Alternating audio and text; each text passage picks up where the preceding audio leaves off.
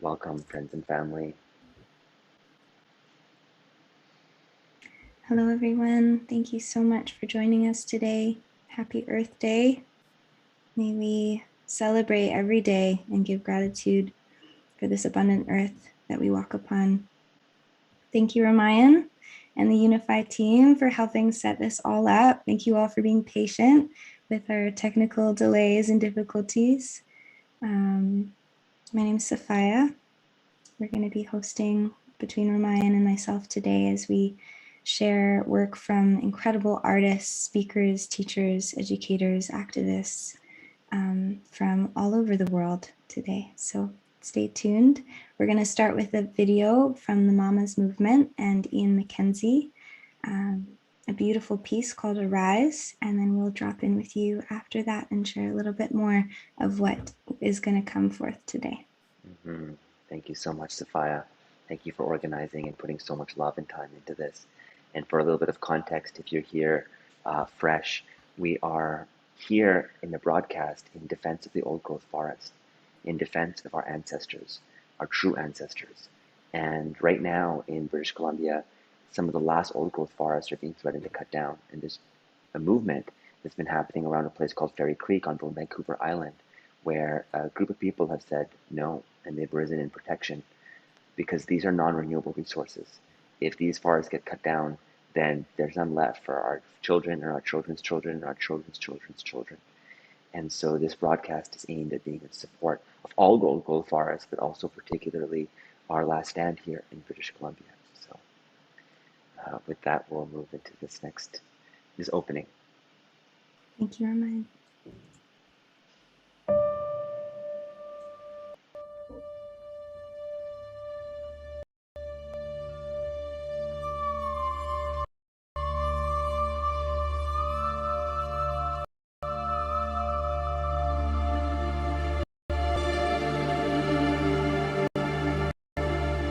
Hello, my name is William Jones, First Nation, old elder there. I'm here to spread the word of saving what's left of the old growth. The old growth is the untouched original virgin timber that has never been logged. There is very little of it left, just remnants of our ancient forests. What's left, particularly the Fairy Creek watershed, that happens to be one of our holiest mountains. What's left has to be not touched, period.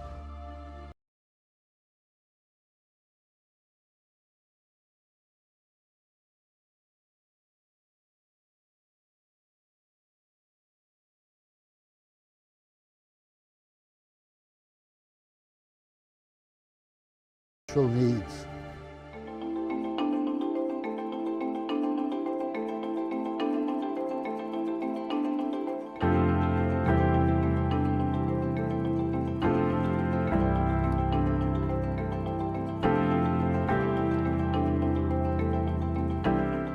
Please don't cut them down. I love trees. Please don't cut the trees down. We love trees. Don't cut them down. I love cheese.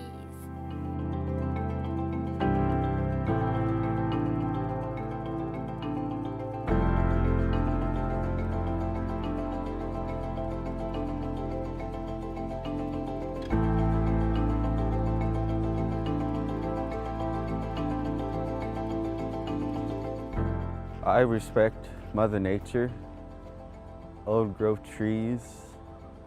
It's kind of like, to me, it's like elders, but like to the world, like the earth. It's very important, I'll say, for me, to keep them standing. So it's a loggerhead situation that our government doesn't seem to be wanting to address.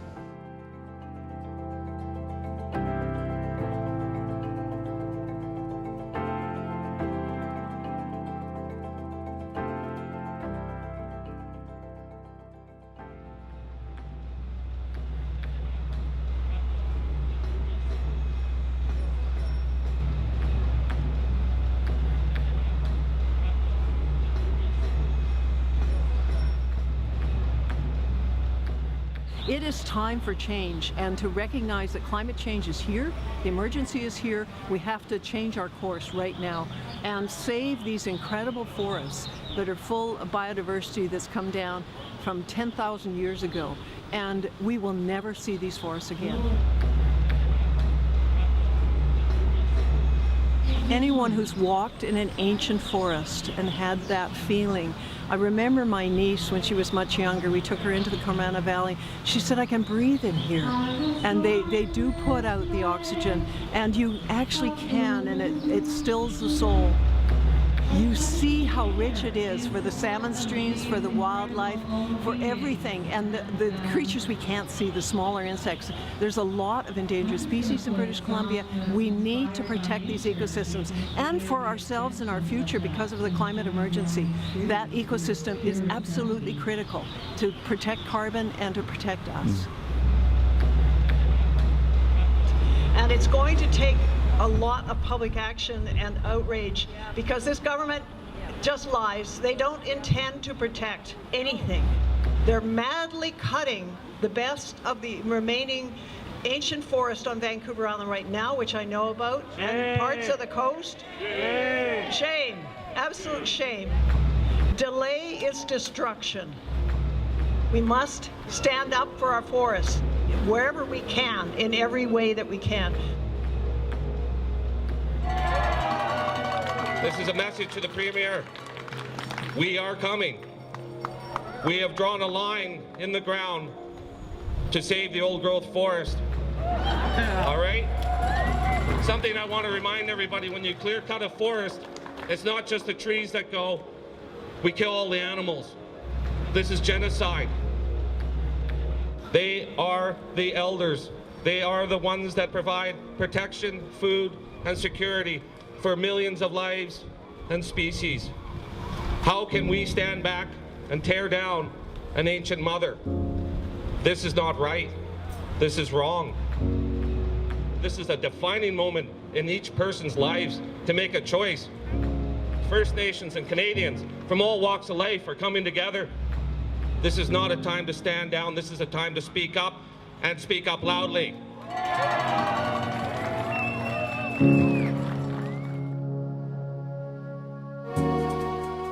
We are guardians to put the brakes on old growth logging once and for all, to end the toxic legacy of colonial resource extractive violence on the land.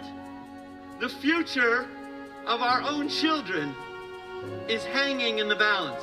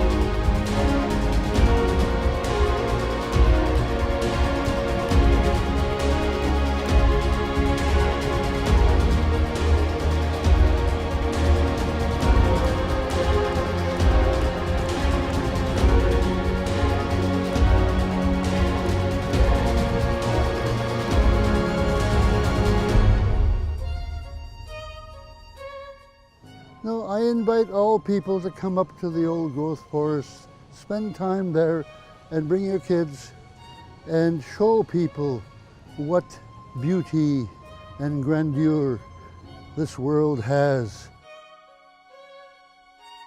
Thanks.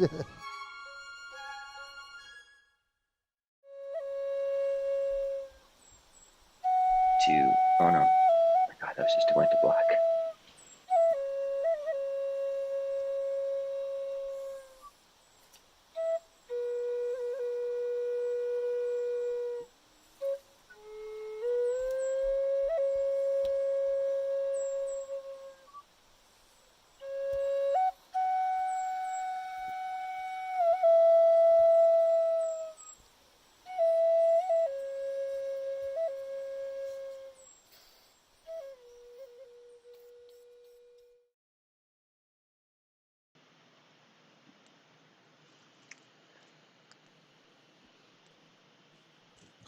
Thank you, everybody. Thank you to the Mamas Movement, Ian McKenzie, Bill Jones, Victor Peter from the Pacheedaht Nation.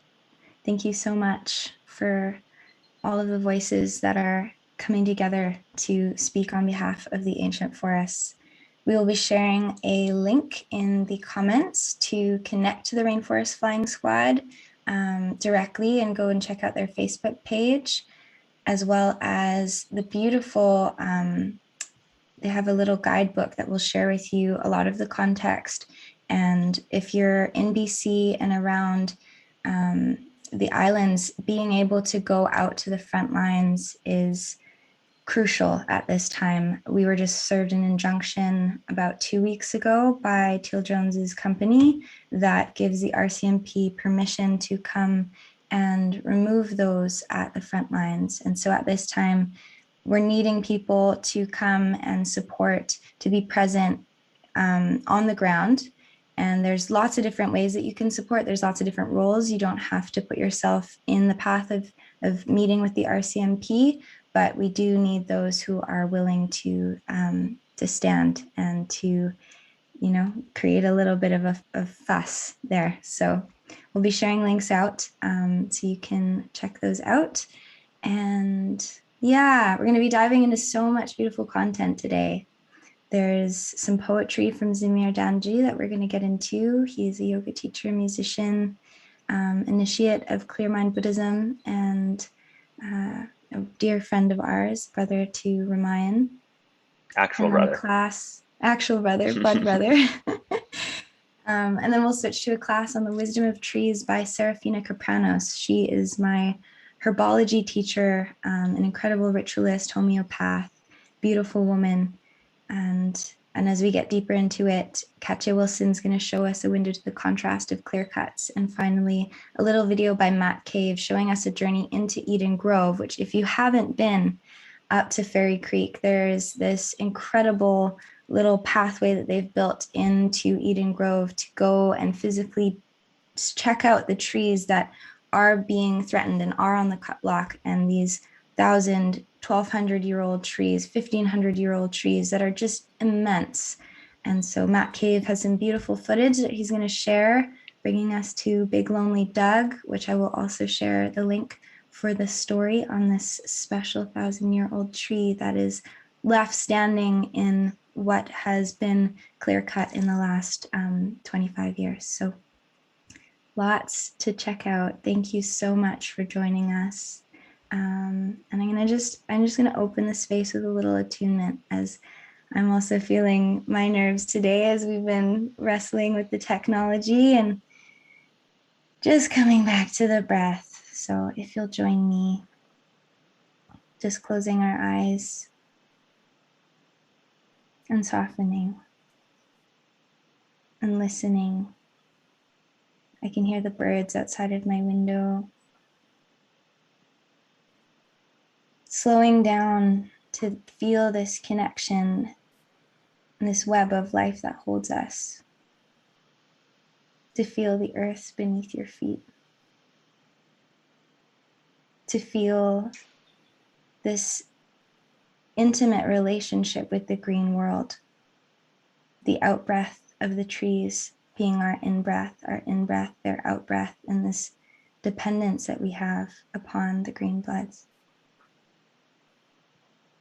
These ancient ones, this intelligence, this mycelial network that is mirrored in the fabric of our communities and our capacity to gather today, in our capacity to share this earth in a respectful way. It is possible, and it has been done by the first peoples.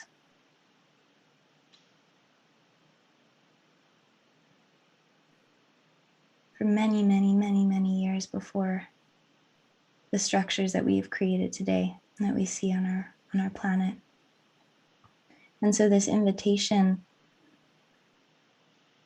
to dream into what new structures might look like, to feel into your own unique relationship to Mama Gaia, this living being, this organism of nature, this brilliance, this mystery of which we are a part of. Taking the time to connect to her in your own way, to feel into what you might want to change internally and the little steps in your own life that can help to make this planet a safer, more resilient, more beautiful place. So with that, I gently offer that we go into the poem by Zamir Danji. This is called The Forest Speaks. I have this poem to share with you. It's called The Forest Speaks. I don't have this poem memorized, but I was once told by an elder that the universe doesn't only call the qualified, it also qualifies the called. So for all of you that feel called to speak, to stand for Mother Earth, to sing, to pray for Mother Earth, that call alone is the qualification. This poem is for all of you and for all our brothers and sisters and relations. The forest speaks, a language living. To hear it, you must be alive. A wind rustles, conforming your direction. A bird flies, hinting your destination.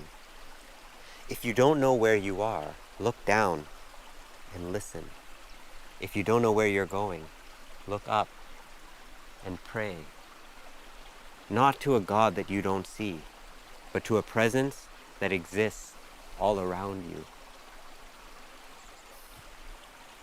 The forest speaks to those who have ears. Are you ready to listen and receive? The first people had a way of life. It was natural and uncontrived. They followed nature's wisdom, which taught them how to survive. Abundance was all around them because they had eyes to see. They did not struggle with their purpose, trusting the stars with their destiny. They knew the life of the tribe. Through song and dance they played, innocence their mode of being, with faith in the natural way. Riches were the colors woven into their dress, love the look in the eyes of those who knew they were blessed. The struggle began when they were made to be wrong, forced to abandon their culture and the lands to which they belonged. The child within was broken under the weight of a heavy sword, severing them from the Great Mother and burying the umbilical cord. Where sustenance was once found from living a natural life, they roamed the city streets, supporting themselves in strife. Institutions surrounded them, schools, prisons, and more, exchanging slavery for independence, eroding them from their cores. This story is universal. It is a grief-stricken dance. But to turn our heads away is to deny a great romance. For now we're being called to redress an ancient wrong, to rediscover our earthiness, to find our heart's true song. We are standing at a crossroads, and it's time to make a choice. Do we unite in solidarity and give the first peoples a voice? Or do we cover our ears and pretend that life goes on, that if we sleep the night away, we'll awaken to some bright new dawn? Fearlessness is needed to unearth the shadows within, to hear the ring of truth over history's distorted din. To choose the path of courage is to discover a love story yet untold, where the new learns humility and reclaims the ways of the old. For what we thought to give is the gift that we'll receive, the return of our heart's true voice and a knowing beyond what we believe. For what we will find is a light so vast and profound, a memory that everything is connected through a current of eternal sound. So first, let's learn to listen, to hear the forest speak, and trust that we'll be guided to discover what we seek. For what we truly want has been in our hearts all along, to receive the gifts of who we are, to celebrate our humanity, to unite our global family, and to sing our sacred songs.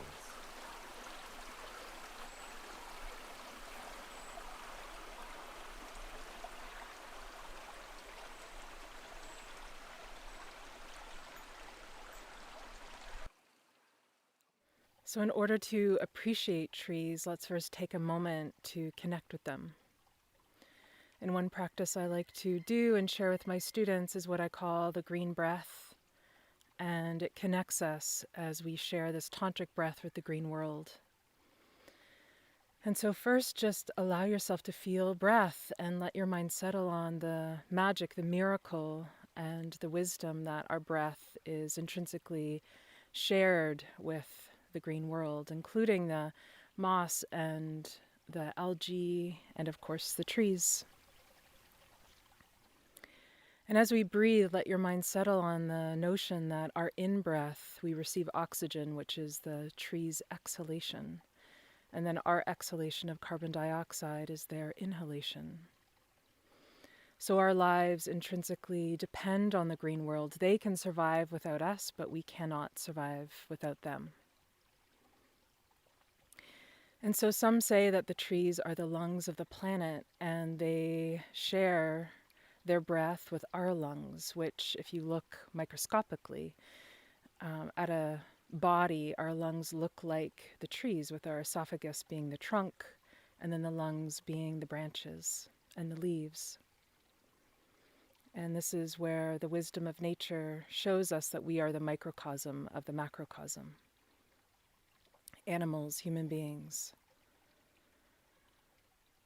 And so as we share our breath with the green world, this reminds us how we're intrinsically dependent on and connected on with the green world.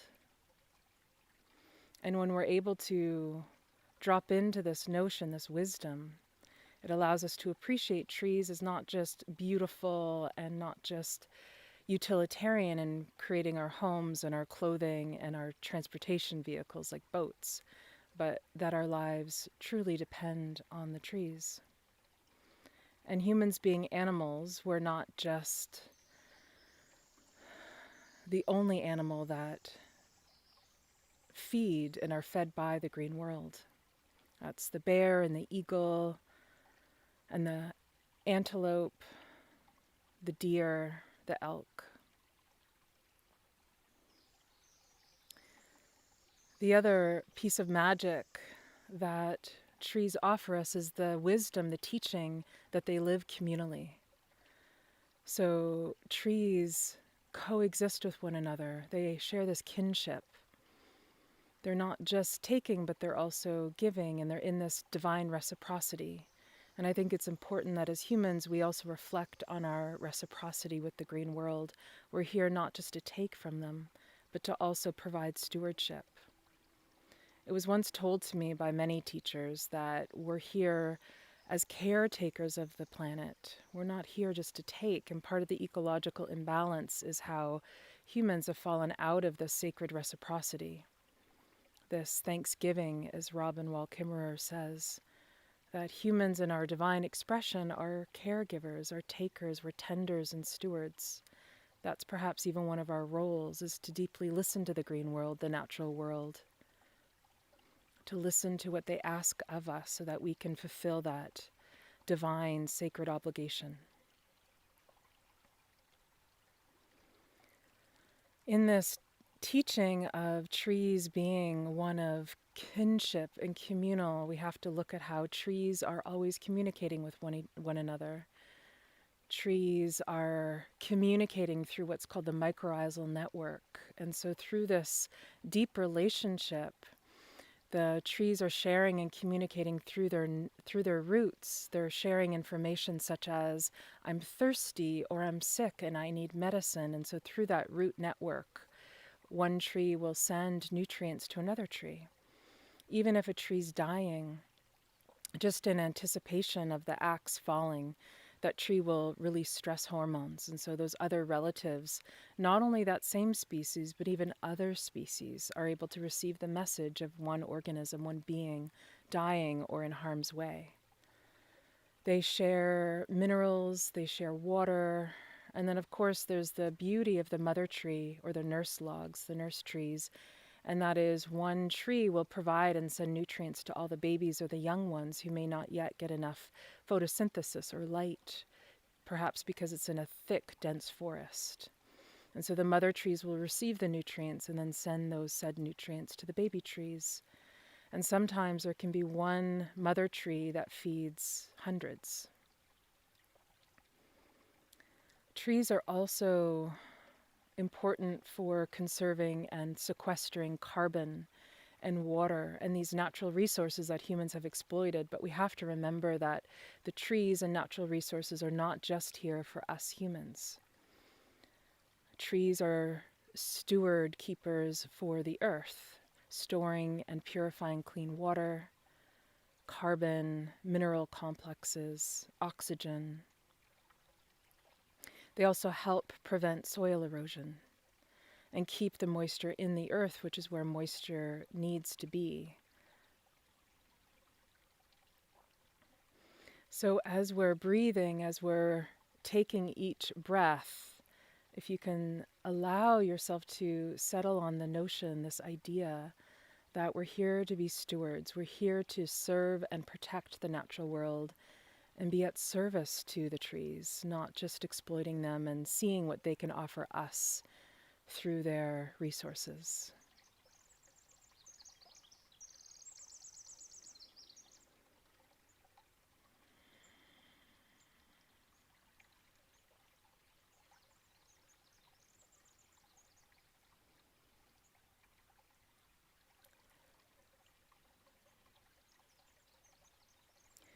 Trees are also essential for preventing species extinction. The old growth forests, the ancient forests, which are being lost each year, are key as providing habitat for large animals and a diversity of animals. Ancient forests in particular are keepers of genetic information. And so as these old growth ancient forests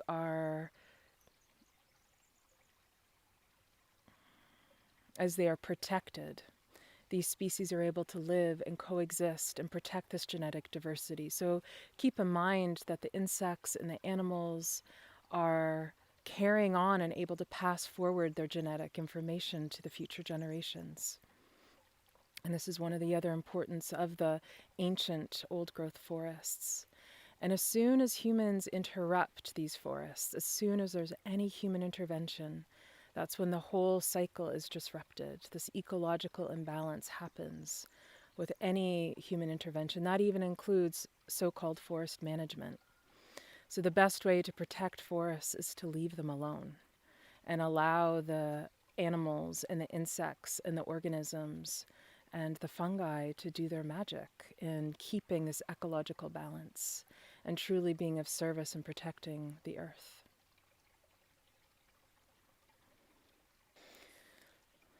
So often in folk tales and mythology, trees are represented as the wise old man or the wise old woman or the wise old person.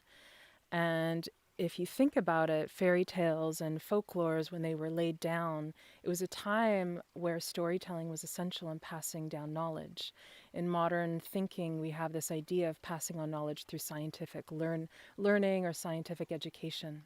But in the old ways, we would teach scientific knowledge and human history through telling tales and sharing folklore.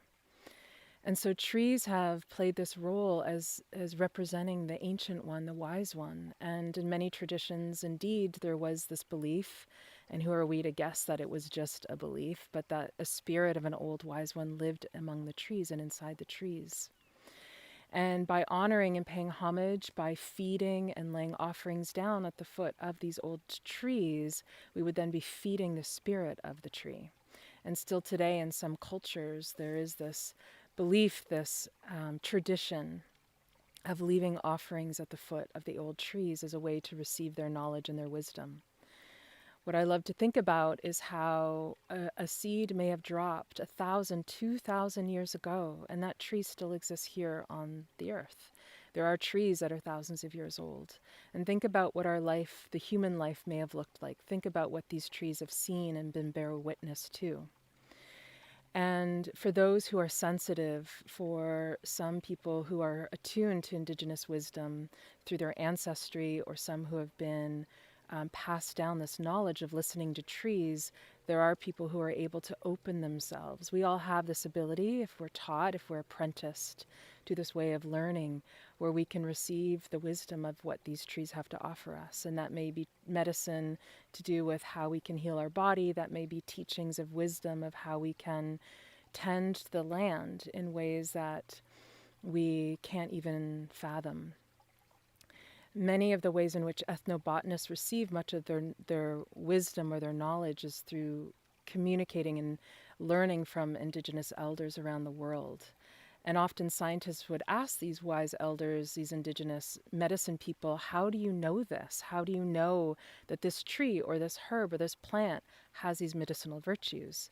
And the Indigenous medicine person would say, well, the plant told me, or the tree told me. And to the Westerner, to the ethnobotanist, they couldn't even conceive how this is possible, because the way that we think in the modern world is based on scientific thinking. But there is this way of knowing called the Indigenous way of knowing, which is something that modern folks or white folks may have no idea about. And that is this way of deeply listening to the plants, deeply listening to the natural world. And for those who have this skill, it's a treasured skill, one that we need to preserve and protect. And so too, trees are storehouses of knowledge and wisdom, and we need to protect them so the Indigenous elders and medicine people of the earth can keep listening, because they are the books, they are the storehouses of this knowledge around healing and protecting the earth and being an ecological steward. Through our breath, we're reminded that we're always in this sacred reciprocity. We're always in this dance of the tantric breath. With each inhalation, we receive that oxygen, the exhalation of the green world. And that oxygen moves deep down into our blood, carrying nutrients, giving us life. We are the red bloods, and the trees, the plants, are the green bloods. They circulate chlorophyll and go through the process of photosynthesis. And we receive this medicine through our breath, which helps to turn our blood red. And so the green bloods and the red bloods, we dance in the sacred dance of life. And all it takes is but a moment to return to that center in yourself, to be reminded that we are nature, not just connected to nature. It just takes but a moment to drop deep down into our bodies, marveling at the complex dance of life, marveling that our very life depends on these ancient ones, depends on the green bloods. And we literally couldn't live without them. And this breath of life, wakes up every cell in our body, and it reminds us of the vitality of the vast expanse, of the life energy that is stored right here beneath our feet, invisible in the air that we breathe. It's this ancient dance of life. And trees teach us of resiliency. Trees can repair from devastation rather quickly if human intervention is out of the way. And so as we receive this breath, as we take in this vitality, we can allow ourselves to receive this teaching of resiliency when we step back into the flow of the sacred order of things.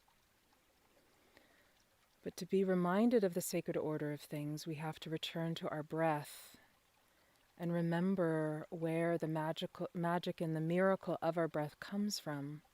And it's given to us. And this is something that we have to stand in sacred thanks for is that our breath is given to us. And if we have any thanks for this miracle called life, we have to steward the ancient trees. We have to steward the forests and protect them. They are the givers of life.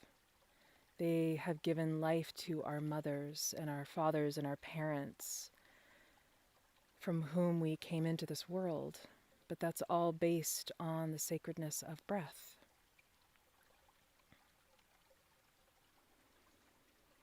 And so even right now, if you just take a meaningful pause and reflect on your breath,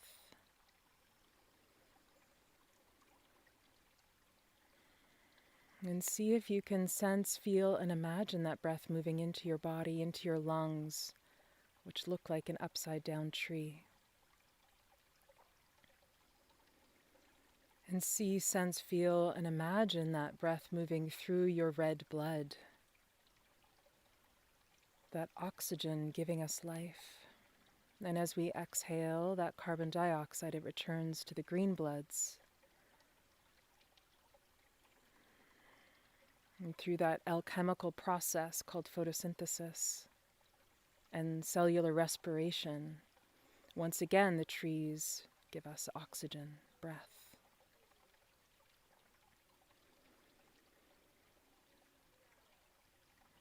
And see and feel and sense yourself dancing in that sacred order of things. Not just receiving the pleasure and the delight of it, but also standing in that reciprocity. Listening for the wisdom teachings that the trees have to offer us.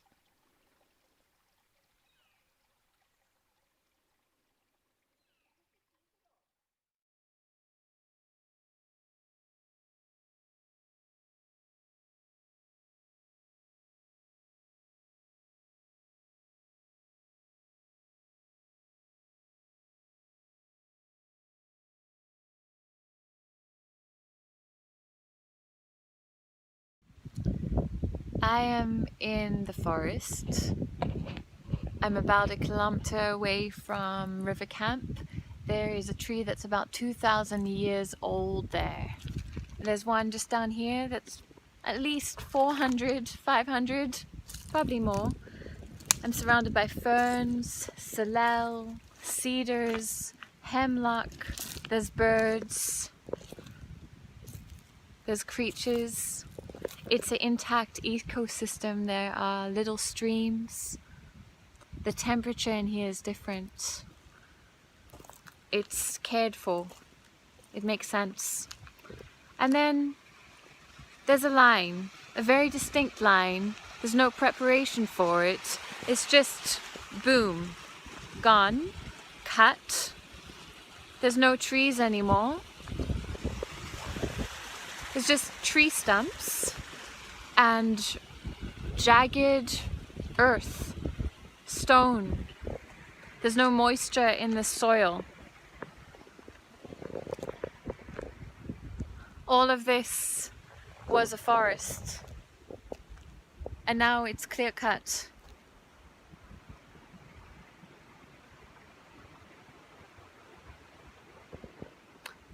We decided that this wasn't valuable as a forest. It was more valuable as a financial gain. And there's no autocorrect button for something like this. We're not living on a computer screen. You cannot undo this. You cannot reverse this. 100, 200, 1,000, 2,000 years of an ecosystem developing. You cannot forward into the future and suddenly have that again. We don't have access to that kind of power, although we act like we do. Once this is gone, it's gone.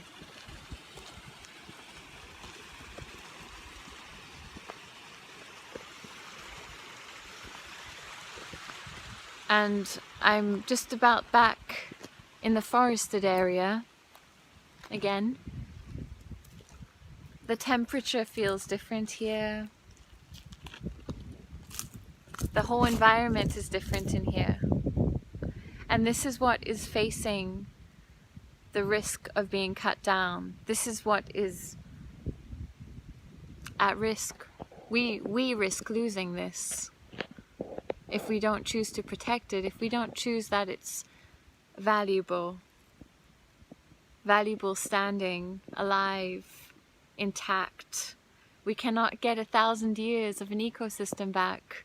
You cannot pause it, you cannot reverse it, you cannot auto-correct something like this. And we need places that are connected to their own natural majesty. They connect us with goodness. Without places like this, we are stuck in a life of consumerism and technology. Places like this in nature help us connect with our innate pure goodness. And when we are connected to our goodness, we make decisions that are towards the goodness of the planet, towards the goodness of other humans. If we keep destroying places like this, we're going to forget what we really are.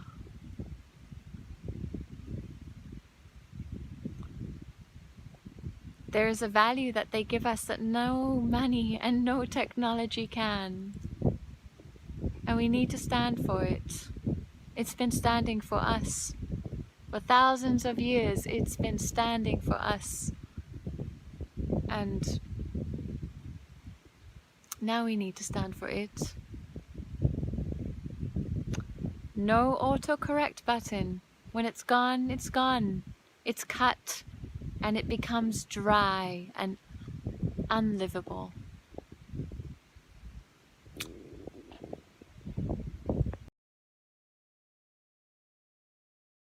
This government has an opportunity in front of them right now. Will his government rise to the moment of this important decision?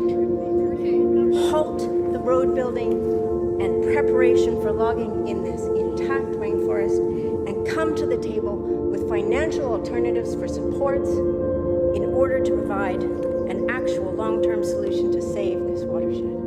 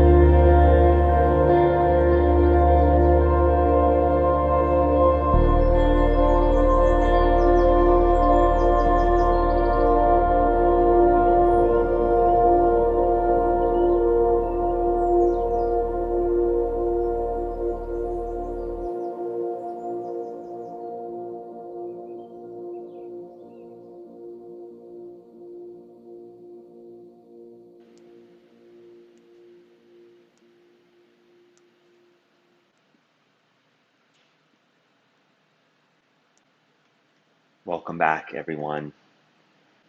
Wow. Powerful times, powerful messages. We're grateful for these amazing voices that are here. Maybe you can share, Sophia, what we've got coming up next here. Yes. Yeah, I'm going to share a little excerpt from the Flying Squad's handbook. The next person that we're going to have with us is a woman named Molly Murphy, who is a mother, a builder, and activist from Salt Spring Island. And she has been part of the Flying Squad up on the front lines between being home to be a mom and run her business, but since late summer of last year. So I will be sharing links so you can see the handbook yourself and also go check out the Flying Squad's website and GoFundMe, but I just wanted to share this one piece. This grassroots movement is a necessary response to protect the last old-growth temperate rainforest on Vancouver Island. These forests are currently facing piecemeal and near total eradication by the British Columbian government and logging companies. 32 soccer fields per day of old growth temperate rainforest, representing the last 1% of these rare and irreplaceable and internationally significant forests, are logged every single day on Vancouver Island alone. 32 soccer fields per day. In a downward spiraling climate and biodiversity crisis that threatens the future of all life on Earth, this situation calls for widespread, nonviolent civil disobedience. We are here for all future generations and all life on Earth. So just to go ahead.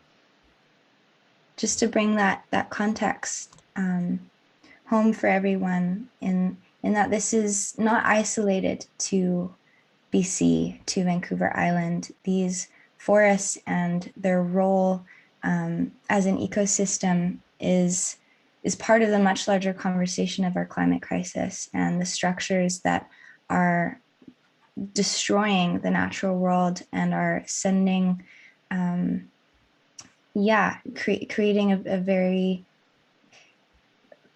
sad looking reality as we continue to live in this way. And so I'm excited to share the words from Molly and to share more personal stories of those who have been on the front line. So that's what will be coming up next. And then I will be sharing some music from a forest on my home island, filmed by a dear friend, Sid Woodward, who runs Overgrow the System.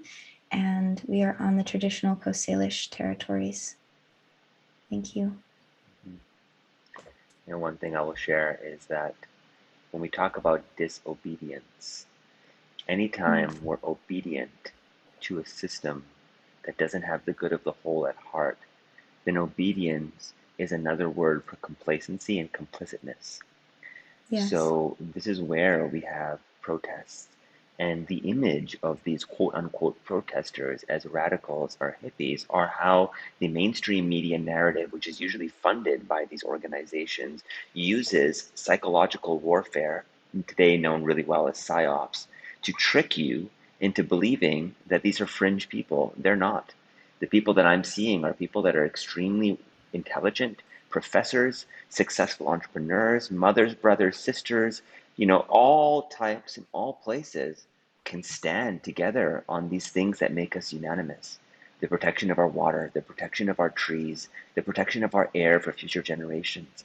This is sanity for any of us who are watching this.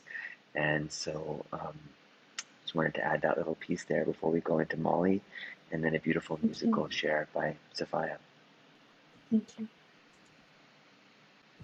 Yeah, so my name is Molly, and I got involved with the Fairy Creek blockade in early September 2020. I was called to it from a friend named Kim who thought that my voice, being not white but also settler, might be a welcome and healthy voice to add to the circle. It was going through a bit of growing pains at the time with not getting proper Indigenous permission at the beginning and working through those challenges, and a lot of people who had sort of more colonial views of the forest and of the land, and that prompted my being brought to the room in the first place, or the woods in the first place. But those issues did sort themselves out without too much of my influence. Mostly what I saw there was the need for infrastructure. They were living in market tents that had rain coming down on each side. There was like strung tarps that were blowing in the wind, and I was like, you know what I know how to do? I know how to build things out of nature. I'm a natural builder, so I kind of saw that there's like a lot of wood in the slash piles, and you wouldn't need much materials from the outside world to really create a shelter that would be safe and comfortable to stay what was looking like for the long term, to stop the logging from happening. So and then it kind of progressed over the course of the winter with more and more building, as well as just getting more involved in the administration parts. We do Zoom meetings once a week and figuring out other ways that I fit in. And then now, ever since the injunction application, which was on February 3rd, I think, the amount of energy that I felt that I needed to put in personally was amplified. I started going for days and days on end, more there than home from about that point, from mid-February on till now. Just trying to get the infrastructures together to, and the people, finding that I was able to collect people that had certain skill sets and allocate them to the right locations so they could use their skill sets to create systems that would prevent industry from and police from getting through to the trees super easily.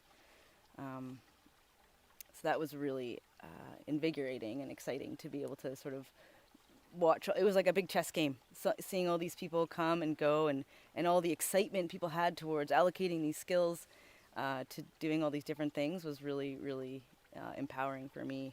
And knowing that everyone was there to look after what's left felt really... My job is me building homes for people on stolen land, and they're affluent people, even though they're all wonderful clients because they've chosen natural building. My heart really felt right building, with permission from Bill Jones, an Indigenous elder, to build structures for this movement out of the world that was there, not taking too much from outside, and not bringing too much in from the outside, just using what was available, like offcuts from the local mill, as well as stuff from the slash pile, and of course a bit of metal roofing.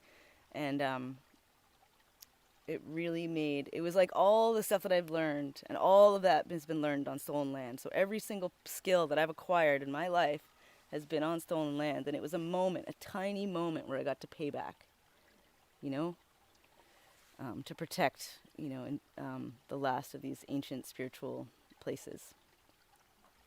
Bill Jones is a Pachidat elder. He's 80 years old, and he had connections to some other members of the flying squad who they reached out to him to express their concern over the logging practices of Teal Jones in Pachidat territory. And he recognizes and spent time in Fairy Creek when he was a boy with his uncle, and had spiritual experiences there, and values those forests and knows they're crucial to the survival of their people, and welcomed us to the land to help protect it.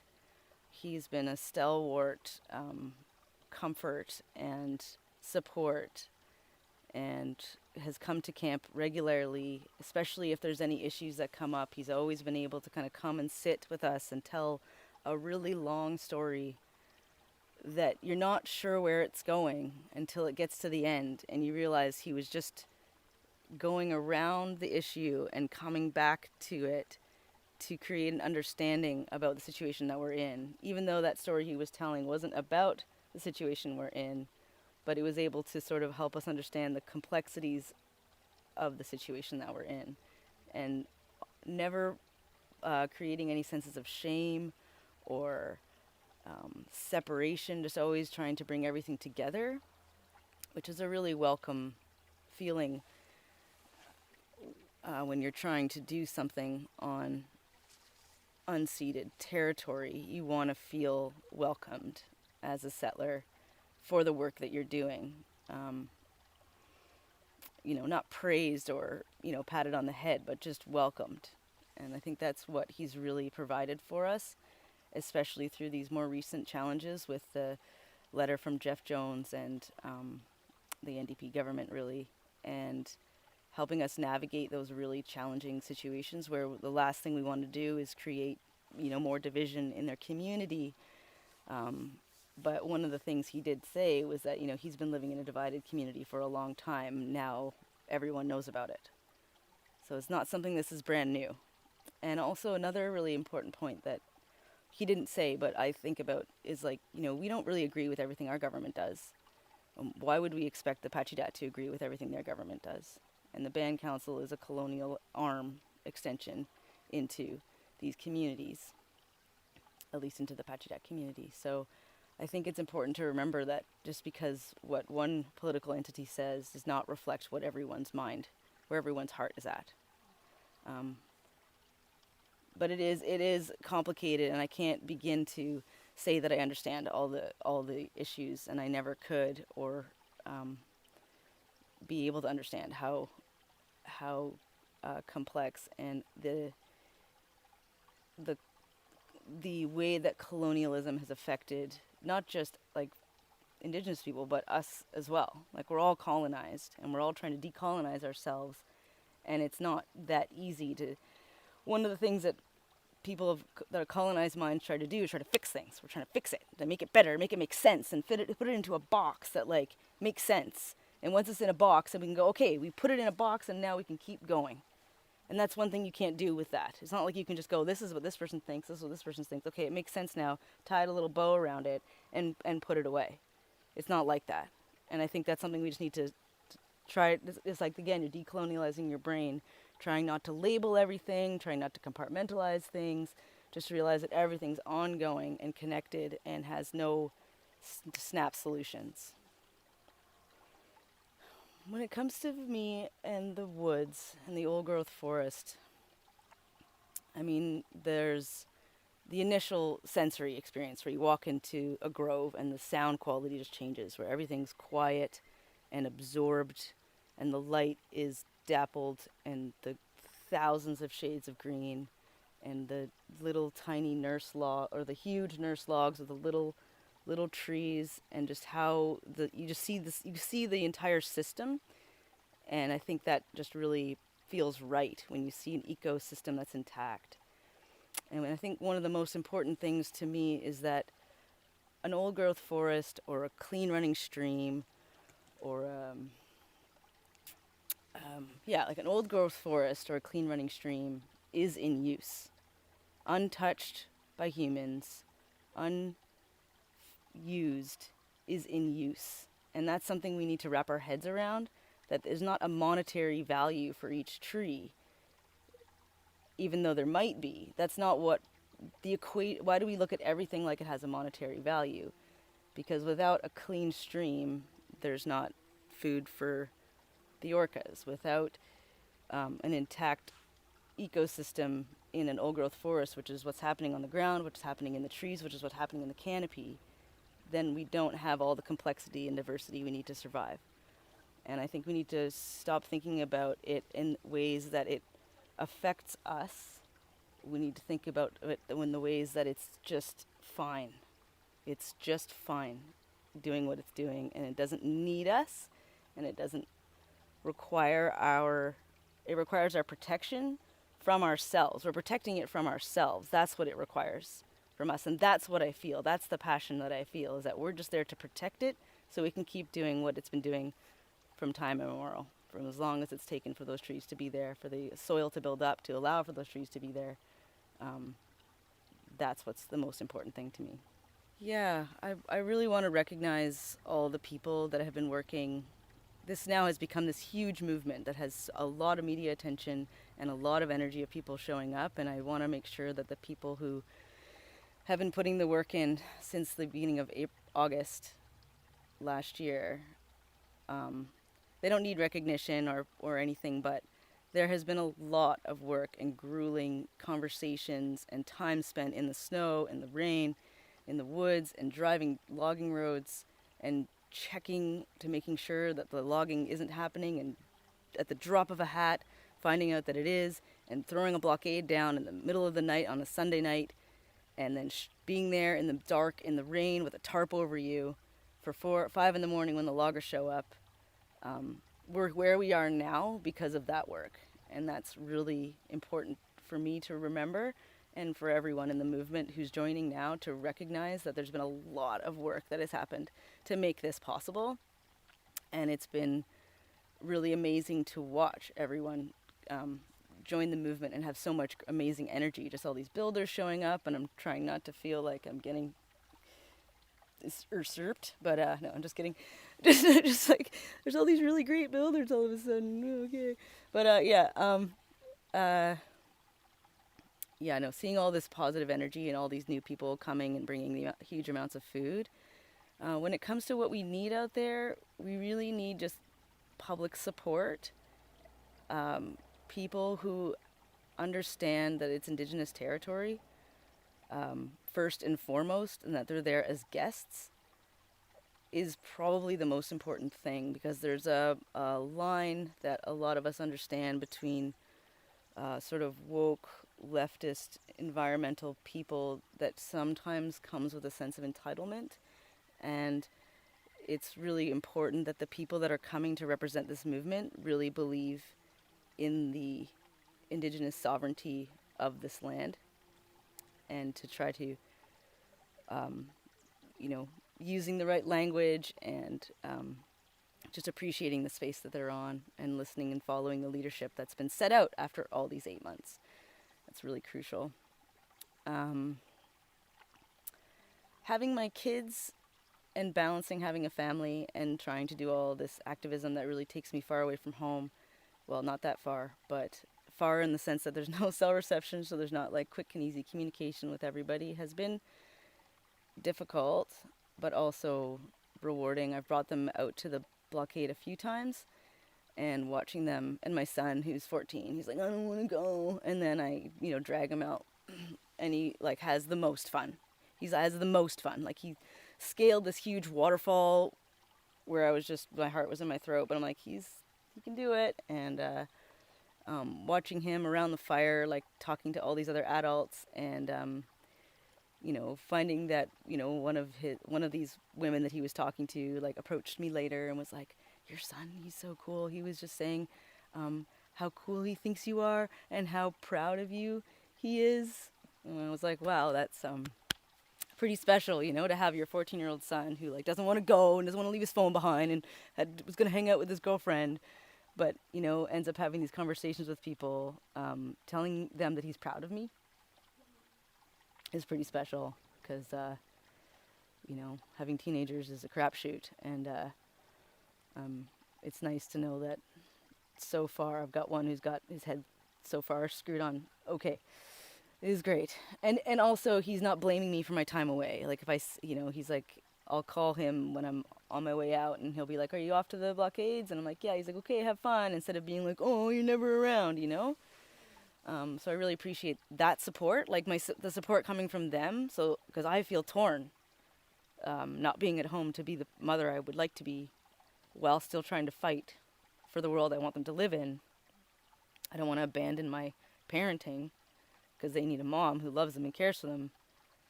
Some of that care is going to try to preserve the forest, but I can't sacrifice I'm sacrificing some of the day-to-day care of story time and cuddle time and, all the things to be out there. And the younger ones, like my daughters, they don't have the same, when I say I'm going, they're like, oh, you're going again? Oh. And then I get that little twinge in my heart going, is this the right decision? Am I making the right decision to keep leaving? And why am I leaving? Am I leaving because I'm needed out there, or am I leaving because I just want to go? Or what is it? So I am constantly kind of battling those struggles to make sure I'm balancing being a good mother while following up another passion of mine.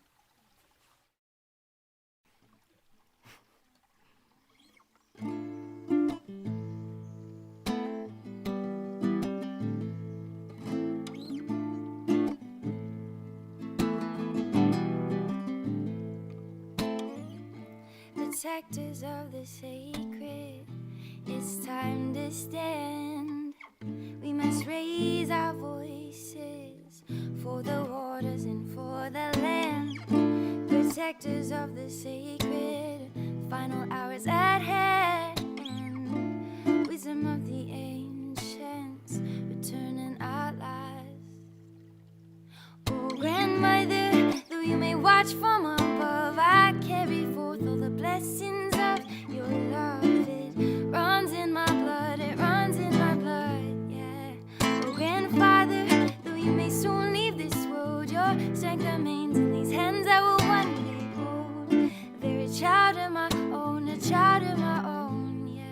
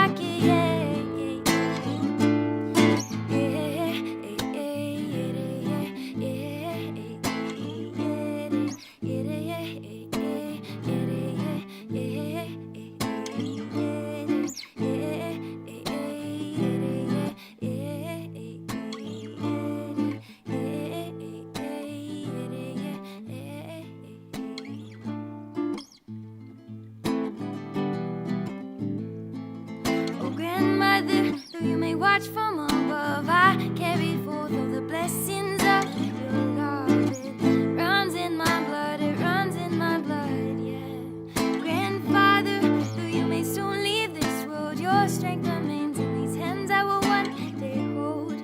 They're a child of my own, a child of my own, yeah. Generations to come, for generations to come.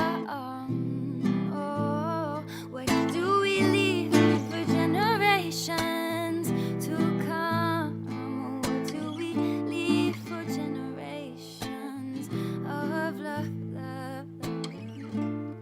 Da da da da da da da da da.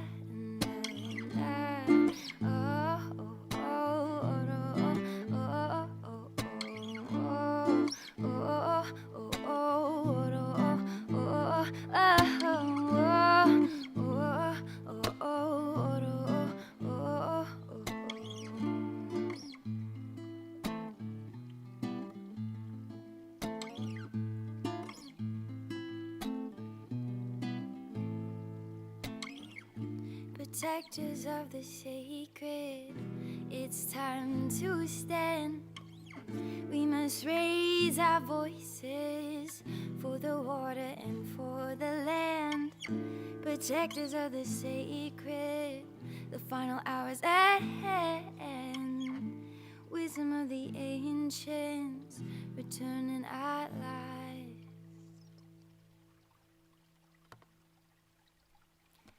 This is the last stand.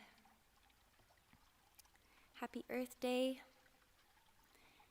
May we celebrate and give thanks for this incredible planet, this home that we live on, Mama Gaia and her generosity.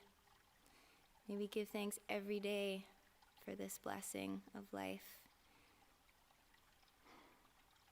I'm really grateful to be here and to be sharing with you all amidst so many incredible artists and speakers that are joining us today to bring awareness to the Fairy Creek blockade and the protection of the old growth forests. Recognizing that it's not just these individual ancient trees, but it is the entire ecosystem that they support, and that takes tens of thousands of years for them to inhabit and to grow alongside. And these places are irreplaceable, and we are facing the destruction of our last 2.7% of ancient forests in BC. So this is precious. This is the moment that we need to come together to protect what is sacred. And I'm so honored to offer song to this, offer my hands in service in whatever way I can, and just bowing down with such reverence for those who have been on the front lines for 8 months through the winter, through the snow, through the rain, and putting their lives on the line to protect that which supports all of us. So thank you. I'm going to offer a little bit more music. This is another original. It's called New Dream. Feeling currents of a new dream. I know you see it, my love. Vision from above, felt within, I trust that being here in this moment, without a doubt, we know it's time to thrive. Yes, we come alive, peaceful warriors of life. You see, we have it all right here within our hands. The power to give back with all our love when life's given a chance. Oh, you see, we have it all right here upon these lands. Oh yeah, forests are deep green and silken braids of sweet grass, born with prayers of thanks.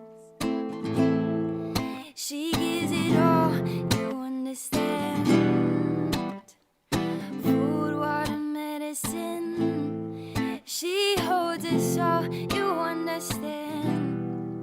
Family of earth, we diverse skin. She gives it all, you understand.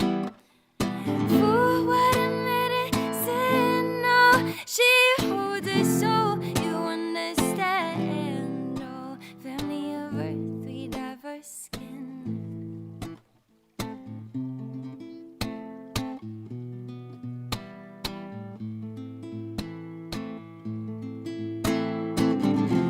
She gives it all, she gives it all. Oh, she gives it all, she gives it all. What are we doing? Taking it all for granted. How do we give back this life so precious?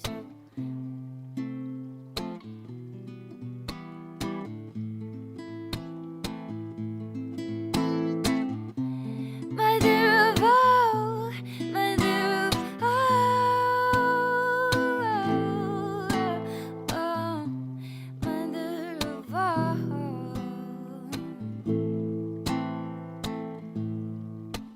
Feeling currents of a new dream, I know you see it, my love.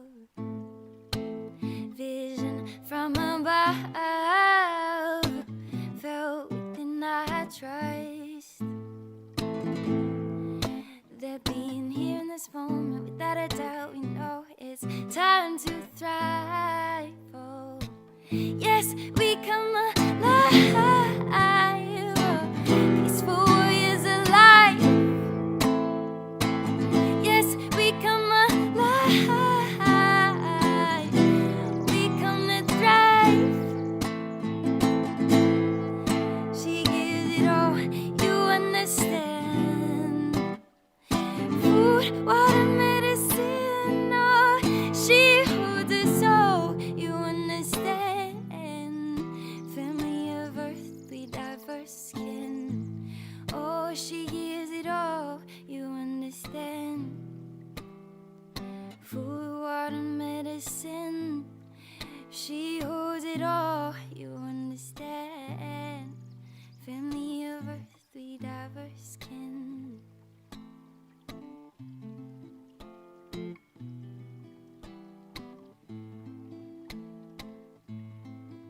I give thanks, I give thanks, oh mother.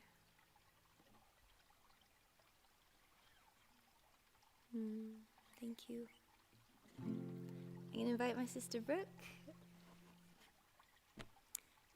My name is Sophia. I don't know if I mentioned that. This song has been such a huge inspiration to me for many, many years. And it's by some dear friends in Hawaii, Amber, Lily, Tubby Love, the One Tribe crew. So we're gonna try and do it justice.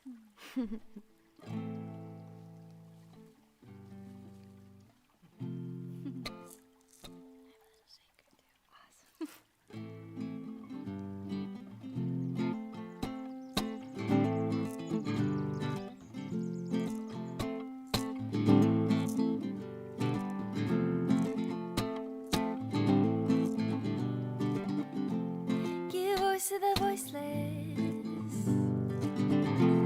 Give voice to the voiceless. Oh, give voice to the voiceless. Give voice to the voiceless. Saying, lay down your voices. They've been caged for too long. There's fear in the air now. Feel it going strong. Oh, feel it going strong like the power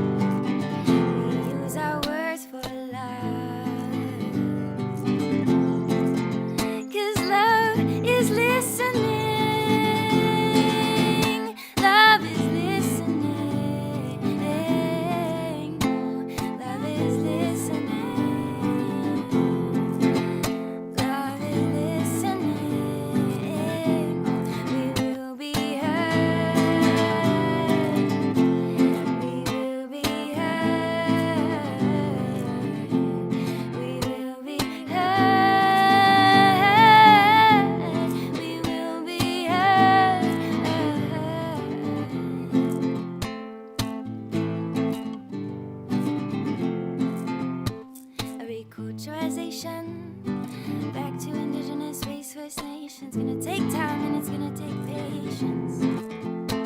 This is a perfect occasion for land and water restoration. And for those who've been silent, sing for the changes. Come sing for the changes. Focus now on the remedies. Storms weathering for the great remembering. We have the power now. Create a better dream somehow.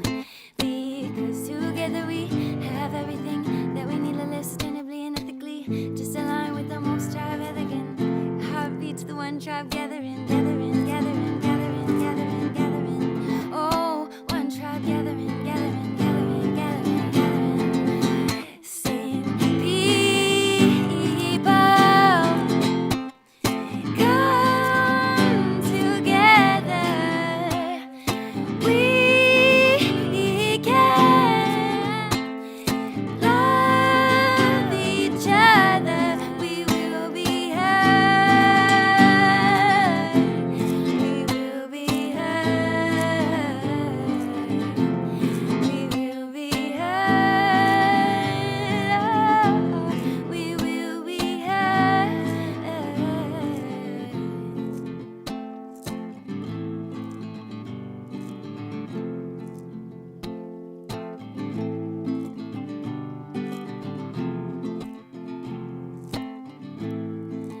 There is a woman, she hears all our prayers, and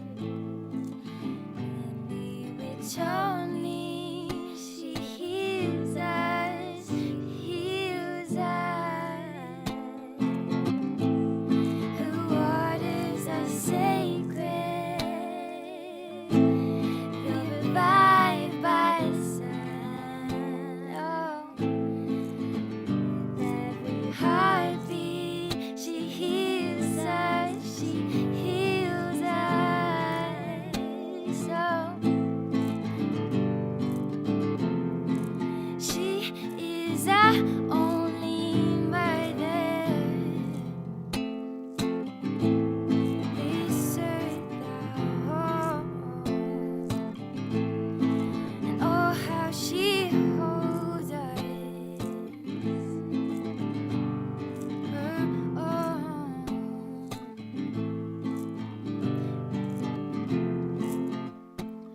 We sing for freedom.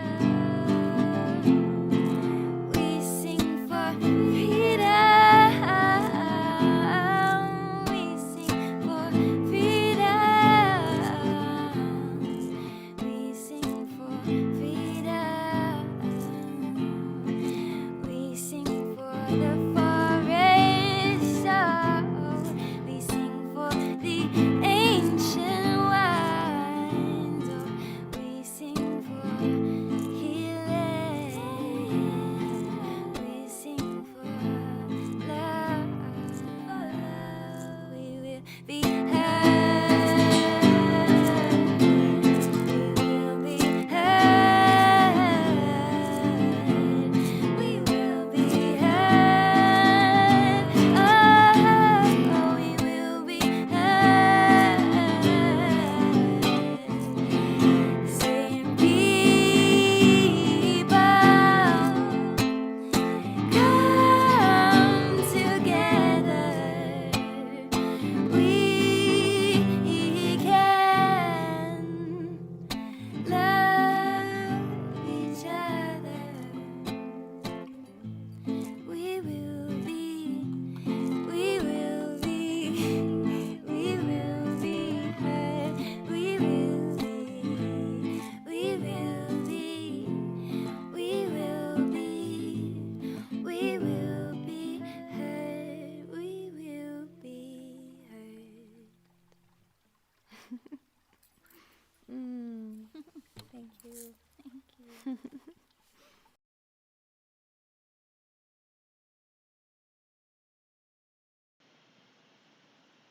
Wow, that was so beautiful. Thank you so much, Sophia, for that amazing heart share of your music.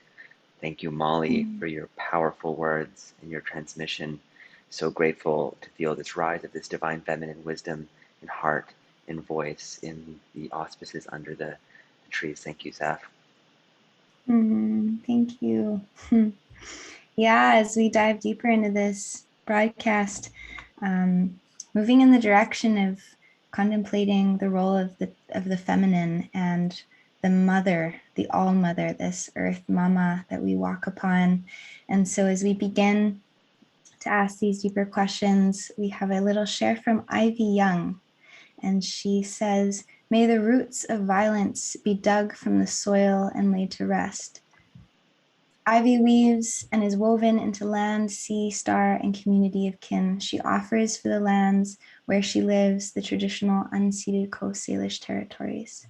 We're going to have a little share from her, and then we're going to have a good long discourse with an incredible man named Jeffrey Armstrong. Ryan, if you want to share a little bit about him before we dive back in again. Yeah, I will. Thanks, Sophia. And Jeffrey Armstrong has been one of my teachers and mentors, and he has spent the last 40 plus years, 50 years, diving into the yogic wisdom of the Vedas. And he actually taught me that the word truth came from the word tree, and that the word in Sanskrit was triyuth, and which got shortened down to truth. And tree was the root of the word dri and dri. So all of us talk about karma and dharma. It all came from the same root word, tree, of which ri means ritual, the laws of nature. So the tree is the embodiment of the law of nature. And as Jeffrey speaks, you'll feel the root tree of wisdom, which goes thousands and thousands of years back in antiquity to the ancient civilizations and indigenous civilizations who knew that their real purpose of being alive was to awaken. And as awakened consciousness, we recognize our inherent oneness and interconnectedness with life, and our role as human beings of being stewards of nature. And he's a powerful voice for this and for this culture and for this wisdom. So there'll be an interview with me and Sophia, speaking with him and letting him share some of his wisdom. But let's begin with this movement to the words of Ivy, shall we? Okay. Hello, I'm here today speaking for the ancient forest, the ancient being, the ancient one that we all are, co-evolving, creating, relating with one another so intimately in our bodies, our feelings, our thoughts, our vibration, like chords of a harp being played, sending frequencies into the room and creating the ambience in which we live our daily lives. And really feeling the call to speak out to anybody who is curious about how we might be able to impact the world through our choices to create more harmony for one another, to exist in this lifetime. I grew up as an empath, and ever since I was a baby, my mom would tell me stories of somebody would start to cry and my lip would start to quiver, just feeling the emotional resonance. And growing up, as I continued to grow, I remember being a teenager and I started having these meditations where I would feel myself connected to the stars, and I would do these paintings of sort of these light bodies with woven up, connected to different places, and it was just this authentic sensation of my being stretched out across the universe, as though my body had limbs that danced across the Milky Way. And that is how my feeling body was experiencing life. I grew up in Saskatchewan in the prairies, and traveling out west, coming into the forests, I found new aspects of myself and did a lot of healing in these forests for my lineage and my family, healing different interpersonal trauma that I experienced. And these trees and this forest and this land provided an emotional vibration or resonance that helped me attune to a more peaceful state of self. Sometimes it's not easy to put it into words, our relationships. But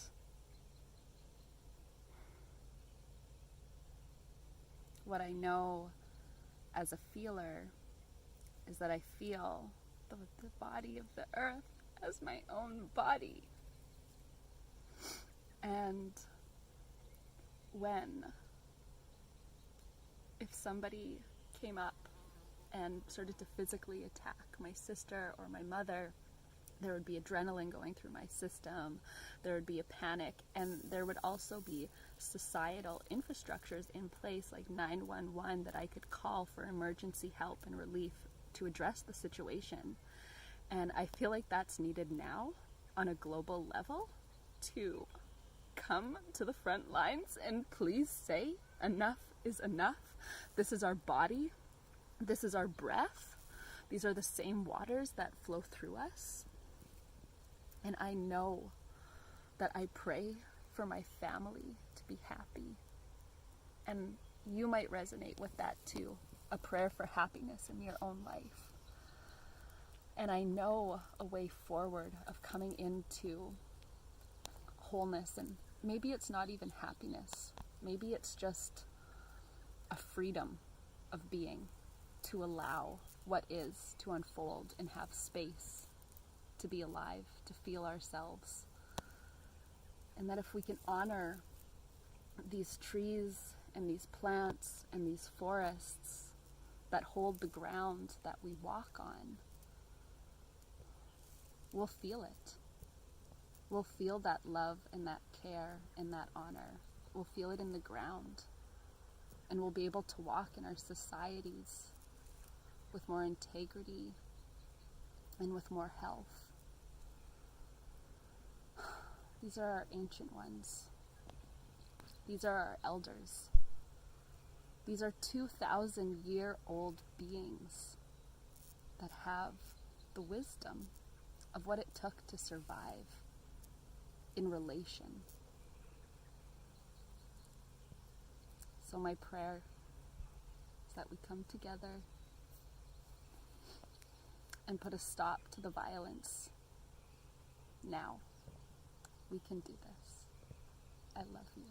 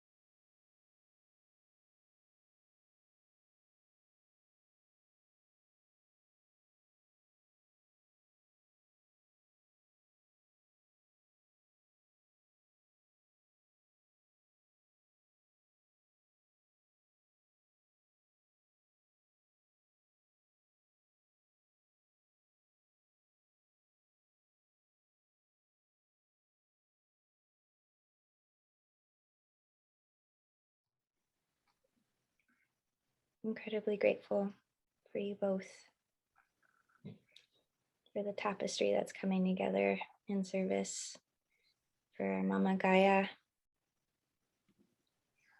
and the true protection and stewardship of what is sacred. And I'm honored to be of service to that. And I am so grateful for you both joining me for the broadcast in a little way to add some light to the world. And when you speak, we hear her voice. Thank you. Thank her. A perfect way to open this space and introduce dear beloved Guruji, teacher, friend, ally on the path, someone who's taught me so much about what it means to revere the divine feminine and understand the 9 faces of Durga and Navaratri, which is just finishing right now. Jeffrey Armstrong. And for those of you who don't know, Jeffrey Armstrong is ancient sage who studied the Vedas in many lifetimes and is here, who's just completed a rewrite of the Bhagavad Gita and taken all of the anglicized information out and brought its pure essence into form. And also the author of Spiritual Teachings of the Avatar, which Sophia was really inspired by. And so I'm also here with Sophia, who you've probably seen a lot on this broadcast already, who is holding space for this moment. And we're here to ask Jeffrey some questions and some wisdom about this time as the last old growth forests are being cut down. And we seem to have lost our understanding of reverence and connection with this earth.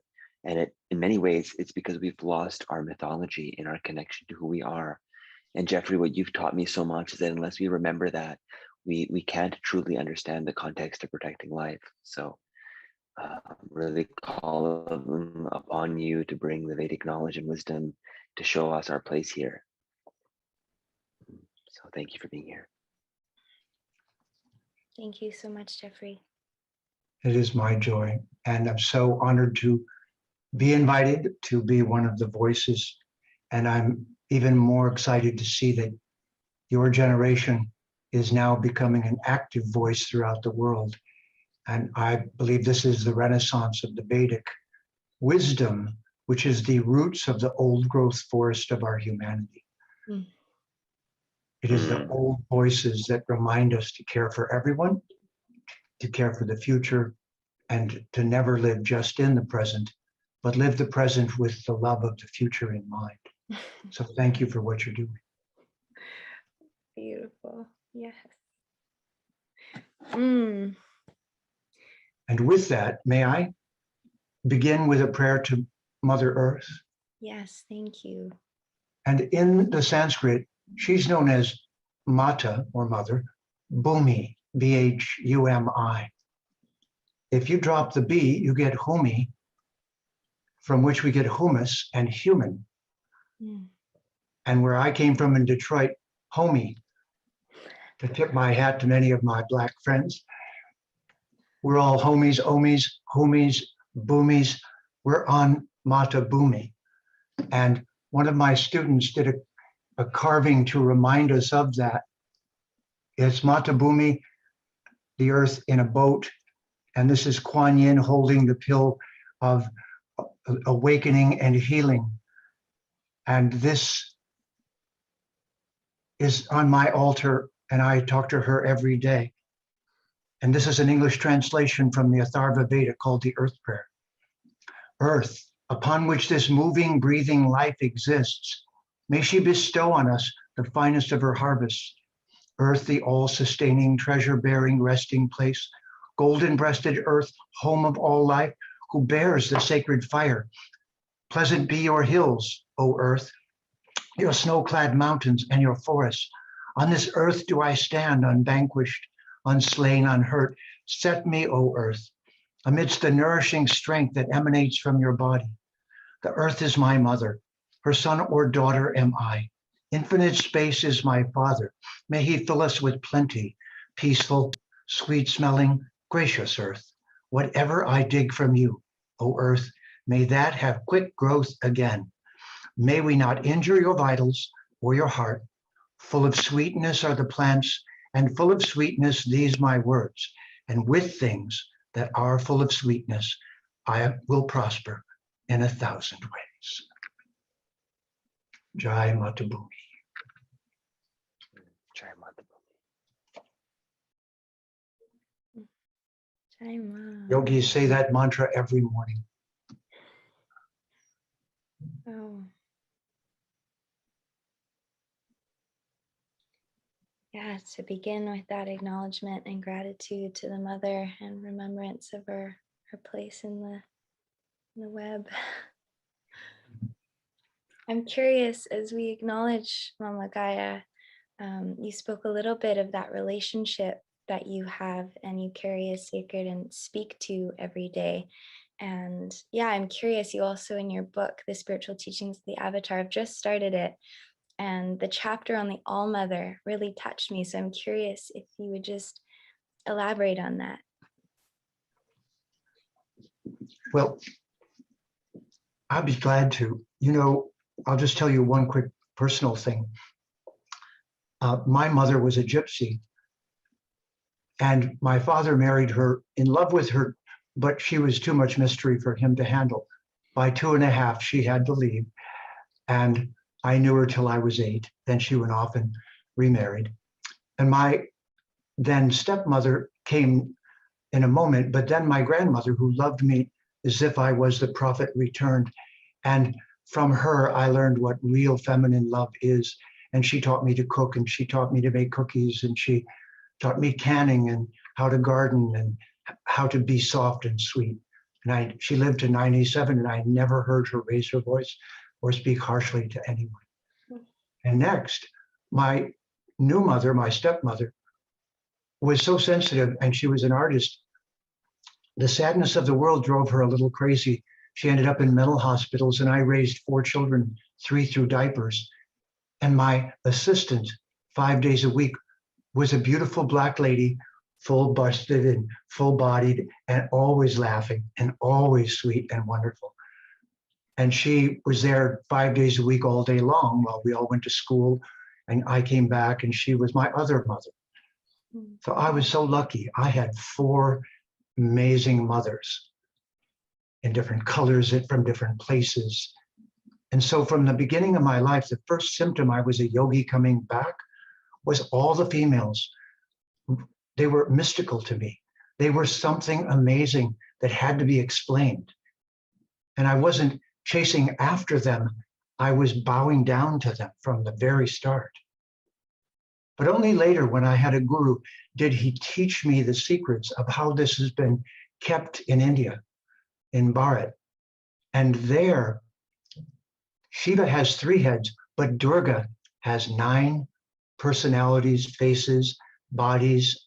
And the Navaratri we just went through is the 9 different faces that every woman has. And we men are in their presence to learn from each of those 9 personalities, how to do what the females are equipped to do best, aside from the many things they also could do and can do and do. And this is, they have the ability to bring forth life in all of its stages and phases, from cradle to grave.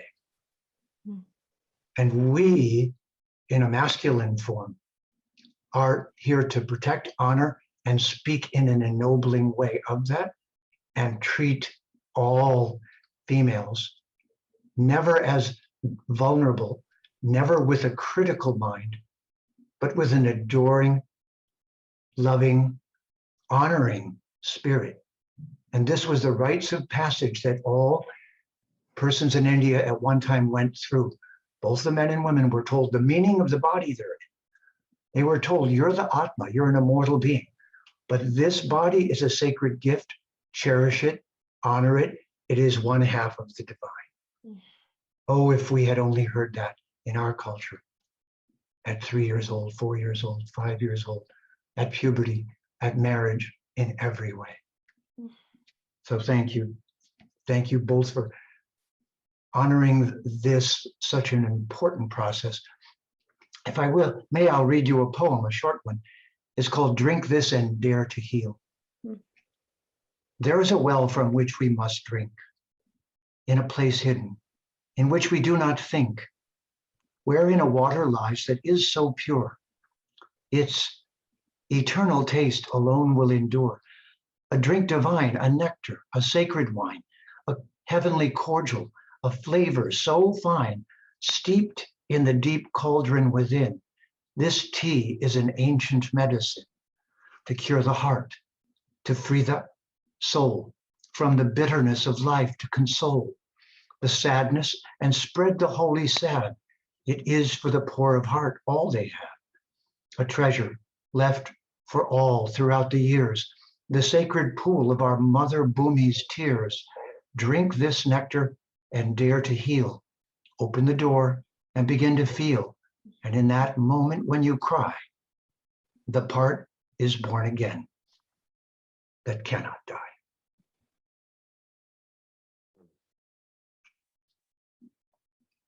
It is so important that we all learn to speak again of the earth as our mother and her old growth forest as our root, and to restore agriculture as it has been in the healing, not a technological, not a poisoning way, not the Monsanto way, but the ancient way, where we know every creature, honor them all, interweave with them in our lives, honor them as divines manifest to give us life, know them by first name, learn from them in the lodge of each creature, as the First Nations used to say.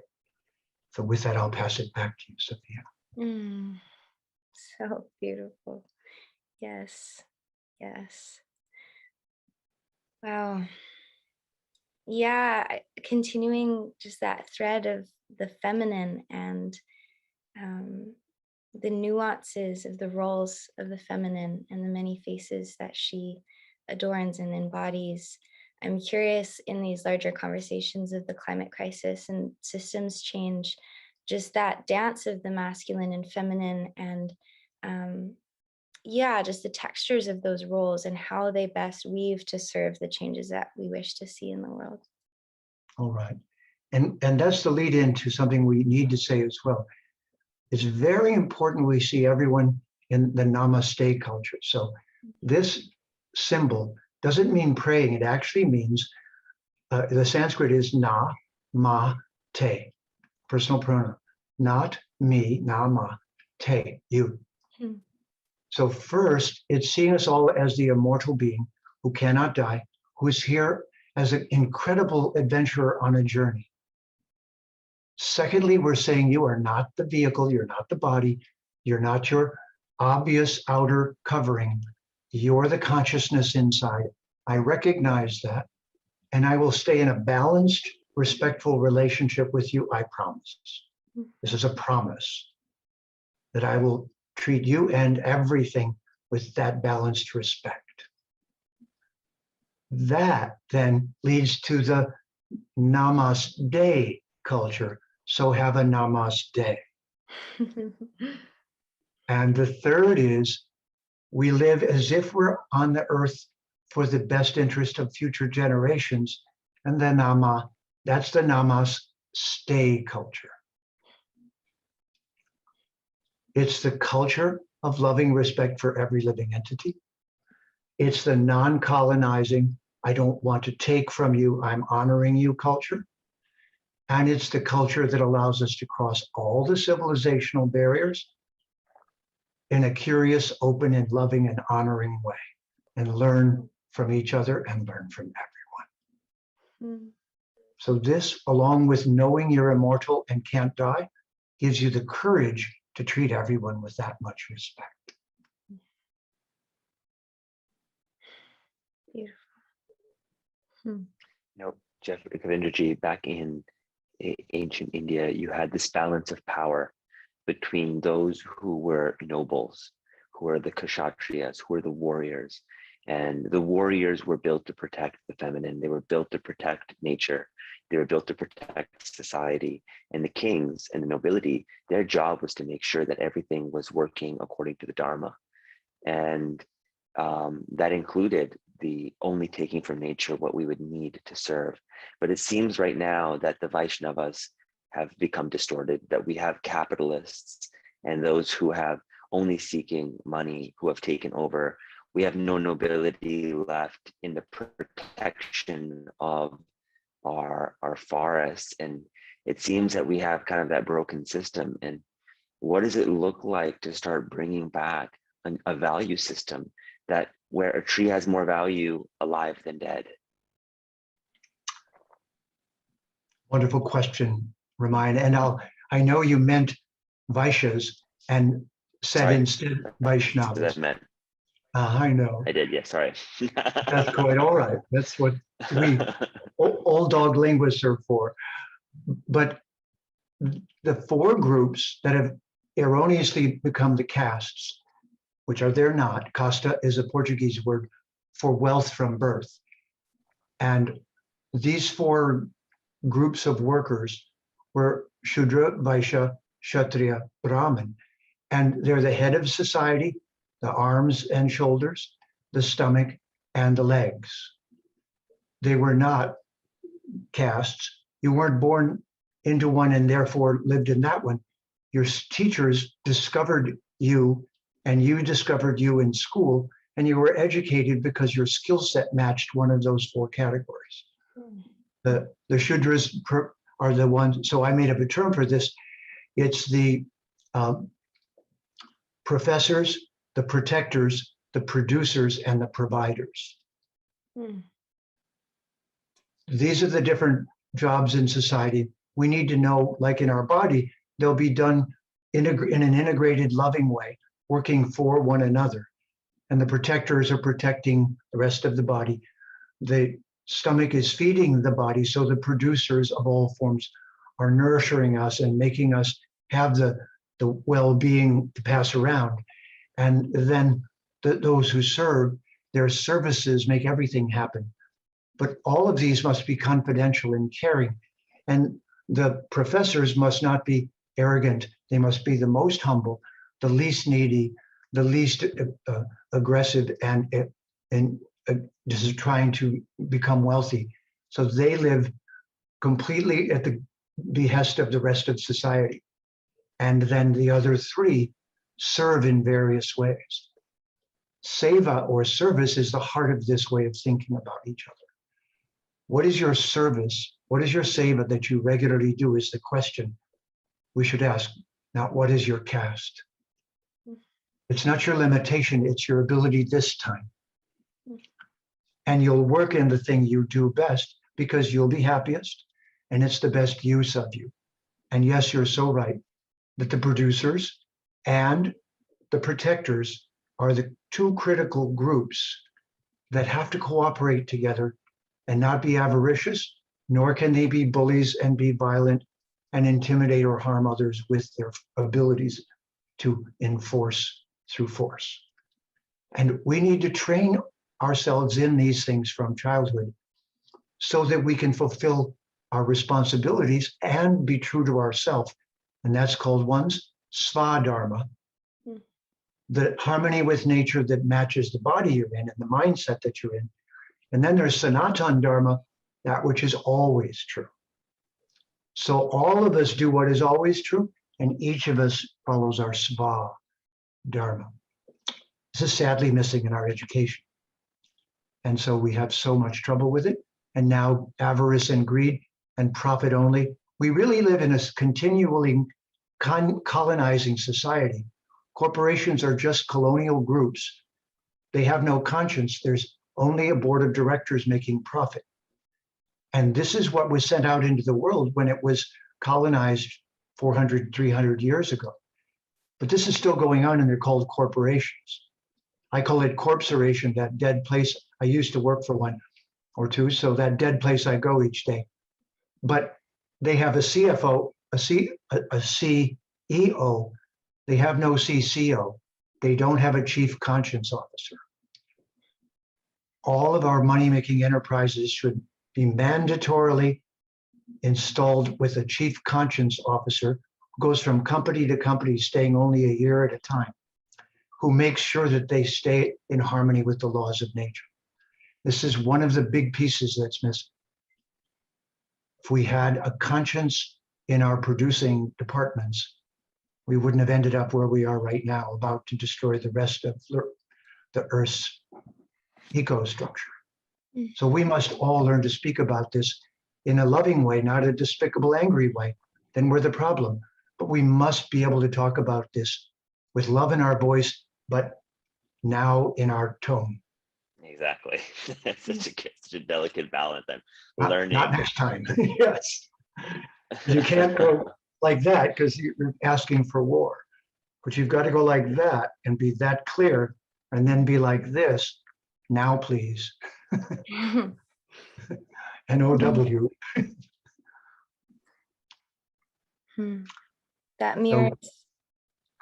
Go ahead. There was a line from the beginning of your book that really struck me in a way that Yeah, it was that our confused relationship with paper money is in dangerous lockstep with our imbalanced relationship to nature, and this idea of infinite extraction, infinite creation without honoring this cycle, and without seeing the reciprocity and the responsibility in tending what is creating and providing life and sustenance.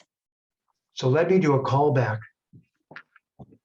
This is what this completely disrespected iconography is about. This is just a photograph. It's an ancient photograph. Now we have cameras. So we're all idolaters because we all take pictures of what we love and then we worship it. That is to say, we adore it and love it. That's not a problem. That's our nature. We need something like this. So because I'm in three-dimensional form, I need someone like this to to promise something to speak to as a person. I need to see not just the earth beneath me. In fact, yogis, when they get out of bed in the morning, say, "Pardon me, Matabhumi, I'm placing my feet upon you. Please forgive me." We need to personify all of this intelligent reality we're surrounded by and composed by, and speaking to all of them is showing respect. It's not confusing them with the ultimate reality. It's knowing that they're all, it's like when the UPS delivers something to your door, you don't say, "Thank you, Mr. President," but you say, "Thank you to the person. Thanks for coming out in the weather and the rain and the snow. Thank you for delivering this to me." Those are the devas. Those are the many divines. And we're supposed to adore them. These are the elves and the fairies, the wee folk of every culture. It's so we personify nature, so we talk to her, he, him, her. And the other thing I wanted to say for all our friends who consider themselves of a different gender than their body, it's because you're an immortal being. So if you're loving and respectful, you should be loved and respected with no prejudice whatsoever. This male and female as an archetype is one thing. But once you're inside a body, you also have to decide how you're going to behave in such a way that you're true to yourself and not harmful to others. So I wouldn't want you to think that us talking about male and female divine was tacitly ignoring who you're, they, their, them, all those attempts at saying, "Hey, we're persons too, give us a break." So in the Vedic culture, the they people from the masculine side would wear saris and dress like the gopis of Krishna and be outside the temples, and nobody thought twice about it. If that makes you happy, have a lovely day. Thank you, you look beautiful. So I want you to understand this very clearly so we don't fuel those unnecessary fires. It is the archetypal male and female that we're honoring first. Then how you live your life, we honor next with the Namaste culture. And you decide how to be true to you without harming others. That's the most important part. True to yourself without any unnecessary harm to others. That's ahimsa. The true to yourself part has to precede the nonviolence, as Ramayan was pointing out. And that's where Mahatma Gandhi sort of tricked people a little bit away from that correct knowing. Ahimsa doesn't mean no violence. It means the least possible while doing what you must. And this is important. This is really important because we're at that stage right now where nature and the laws of old growth forests are about to be cut down. Like, you know, one thing, you know, Kavindraji, you always said to me is you said, you know, if someone was going to go rape a woman or, you know, hurt a child, and the only thing you could do was kill them to stop that happening, that's ahimsa. And I truly believe that that's ahimsa. That is doing the least harm because you're protecting the innocent. And that's the kshatriya or the warrior dharma that always has to look at how you protect the innocent. And we're reaching thresholds of our civilization where at some point we just got to say no. And some of us got to put our lives on the line for that. And that's a reality of our generation. And I think many Absolutely. people are facing that. And, Sophia was just at the front lines, and hearing you, Sophia, come back, and the passion in your heart and being like, maybe I need to chain myself to these trees. And you think people want to do that? Of course you don't want to do that. And that's the psychosis of this, where it's like, you know what? Teal Jones is being paid, the government's being paid, all the writers are being paid, the journalists are being paid, but those people on the front lines, they ain't been paid anything. So Ramayan, let me add something to that. So guess Please. what? So who are all these female yogis? Yogis are 90% female, and there's hundreds of millions of them. All of a sudden, it's like some kind of wonderful healing virus. It's called Veda-Vid 108. It's the missing vitamin finally comes, and it's yoga. And who took to it? All of the feminine. Why? Because they weren't embodied correctly in a civilization that didn't honor and understand the feminine.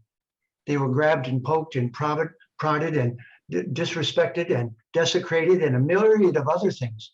And yoga came in and said, you're immortal, you're beautiful, you're in her image, etc.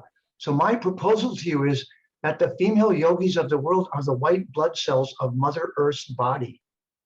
They are the immune system. If 100,000 female yogis go out in the streets and policemen or soldiers come and shoot them, who will be proven to be the villain? Absolutely. So I personally believe if we can inspire them to speak in a single voice, it is their moment in history to lead us, to stand up and say, no, you must stop. Your mother says stop. And I wanted to mention Vandana Shiva. I'm sure you know of her, but please mention her. Vandana Shiva is Mother Earth personified right now. And this is a very important warrior, just as you say. She takes nobody's gaff, and she goes out and does it all and protests and speaks the truth and stands up for it. I can't wait till we have 100,000 eloquent female spokespersons in female bodies speaking on behalf of Mata Bhumi. And we will serve them, protect them, honor them. Yes. But the same voice that talks to the baby needs to talk to the crazy people that are destroying our planet. So Safia and everyone like you, you're the personification of all of them for us right now. And know that you can stand up right now. When you say the same things we say, we'll sound like criminals and you'll sound like Mother. And we so need that. And we'll be, for this time in history, we'll be behind you. Yeah, we'll be covering you and your tracks and feeding you lunch and taking care of you. It's time for a good old-fashioned role reversal.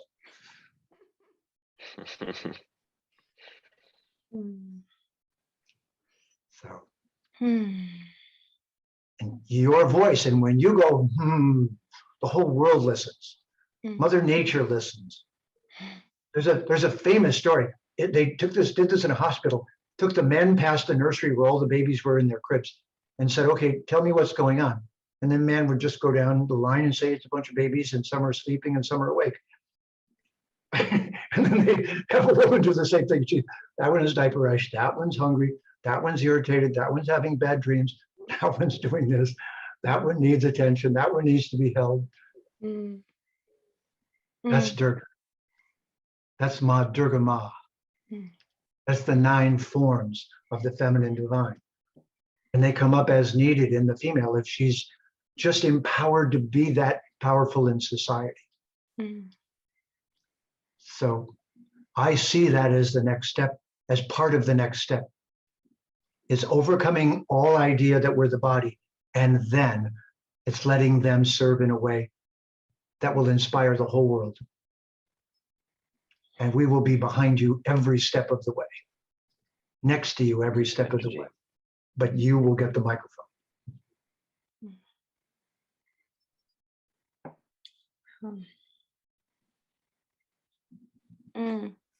I also had just started a class from long ago that you gave on Saraswati, the 9 Muses, and Mother Goose, and this understanding of like the complexity of the female form in its relationship to the lunar cycles and its relationship and sensitivity to the earth, and this, when we speak of just these archetypal roles and the way that this energy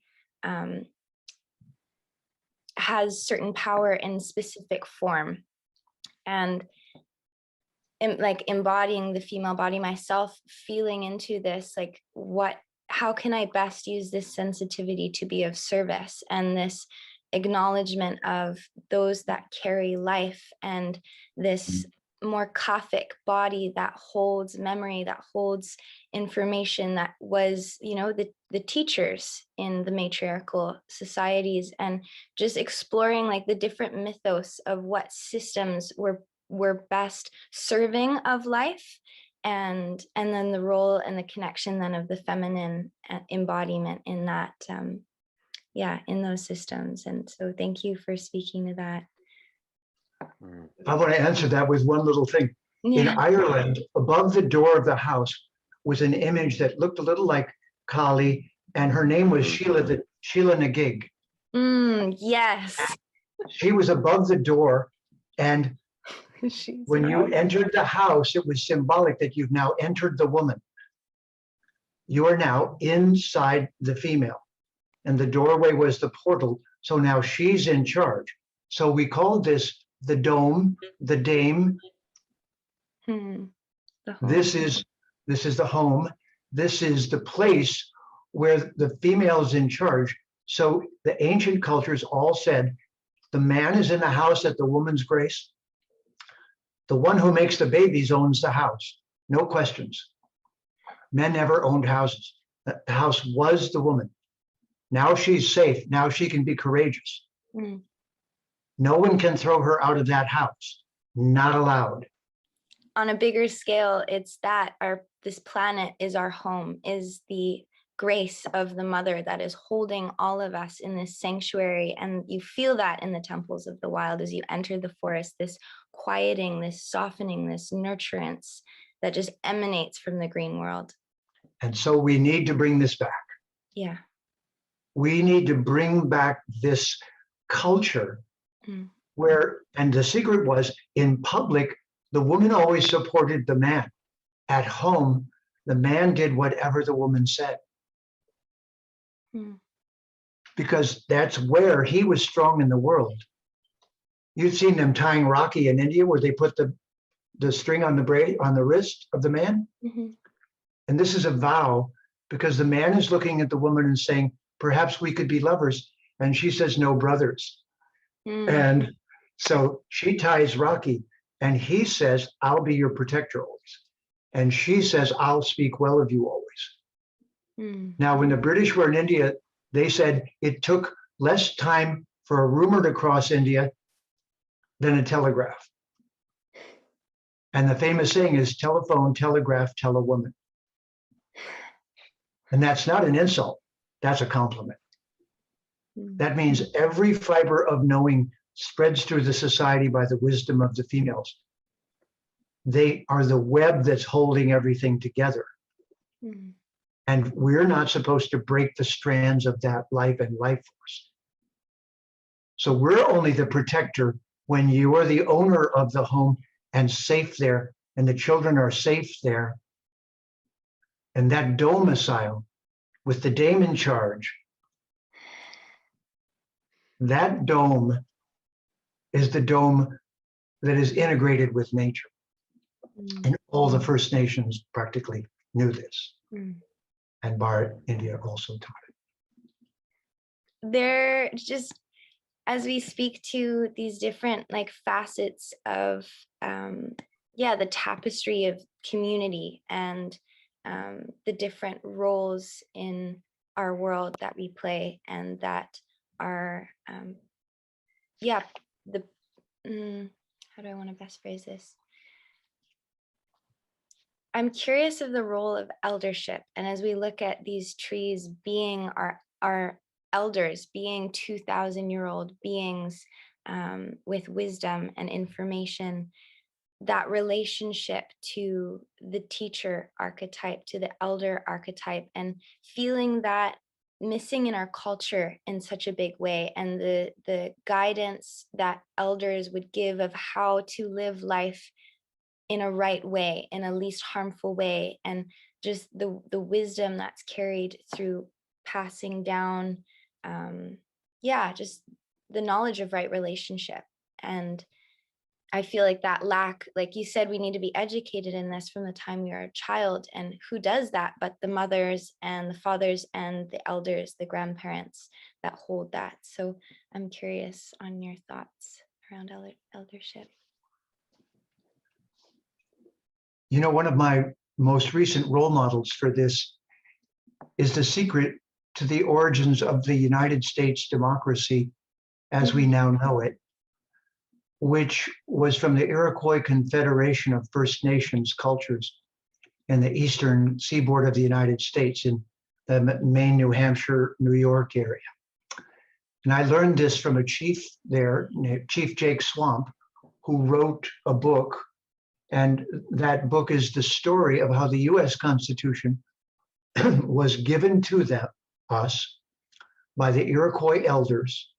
13 chiefs came, wasn't Washington yet, but to where they were in Virginia, trying to make a constitution, and gave us their constitution. Our constitution is actually their constitution. Mm-hmm. And this has been certified in 1988 by the US Congress, and I can post the name of the book. In fact, pardon me, and I'll just grab it real quick, because this is so important and it's the real answer to your question. So that's the name of the book. Beautiful, thank you. It's a small book, and this book will prove to you conclusively that 1,500 years before we all got here, the Iroquois Confederation of First Nations had an avatar visit them that established a method of democracy.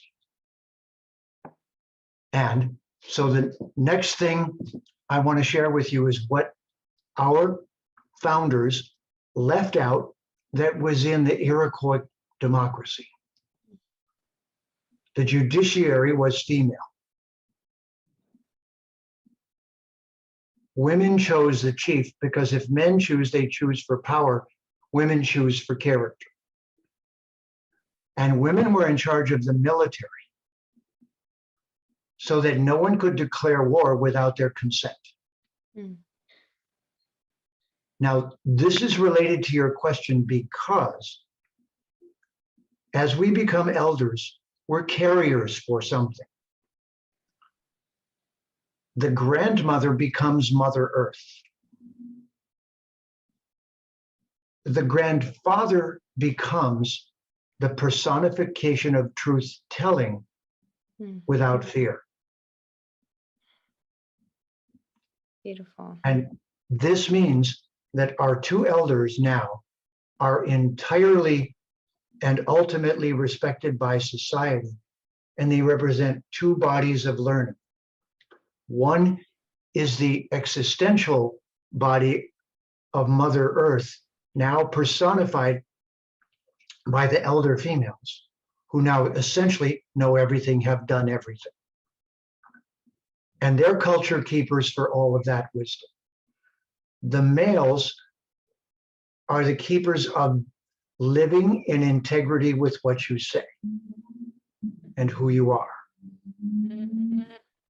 and not misusing your powers. Earlier, when Ramayan was talking about the warrior, I almost told this brief story, but the samurai of Japan, when they put their sword on each morning, would say, "Today I am dead." That meant if they had to do something to protect the innocent that day that would cause the loss of their life, they would do it anyway. The sword came with a certain code. Each group of elders is the keeper of certain of these codes that are the wisdom that they carry and pass forward. Their words are meaningless unless they live them. So in Sanskrit, this is called acharya. You hear the word car in there? It means moving the way you speak. Your actions and your speech are identical. That's what we need to see from older men. Yeah, when you say you're going to protect the old growth forests, and you do. And every being who could not be protected is under their safe caring, and they never take advantage of that for things for themselves, which means none of that masculine selfish desire remains by the time they're elders. Just as crone means your kundalini rose and you're crowned with the wisdom of life. That's what crone means, not old and withered and worn out. It means crowned with the wisdom of life, now the personification of Mother Nature. Oh, are we missing her?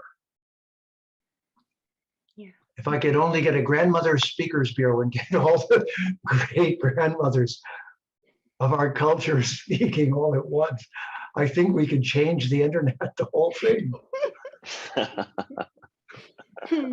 And us old guys, I just did it. Aging, long-term aging is Jupiter cycles, 12 years each.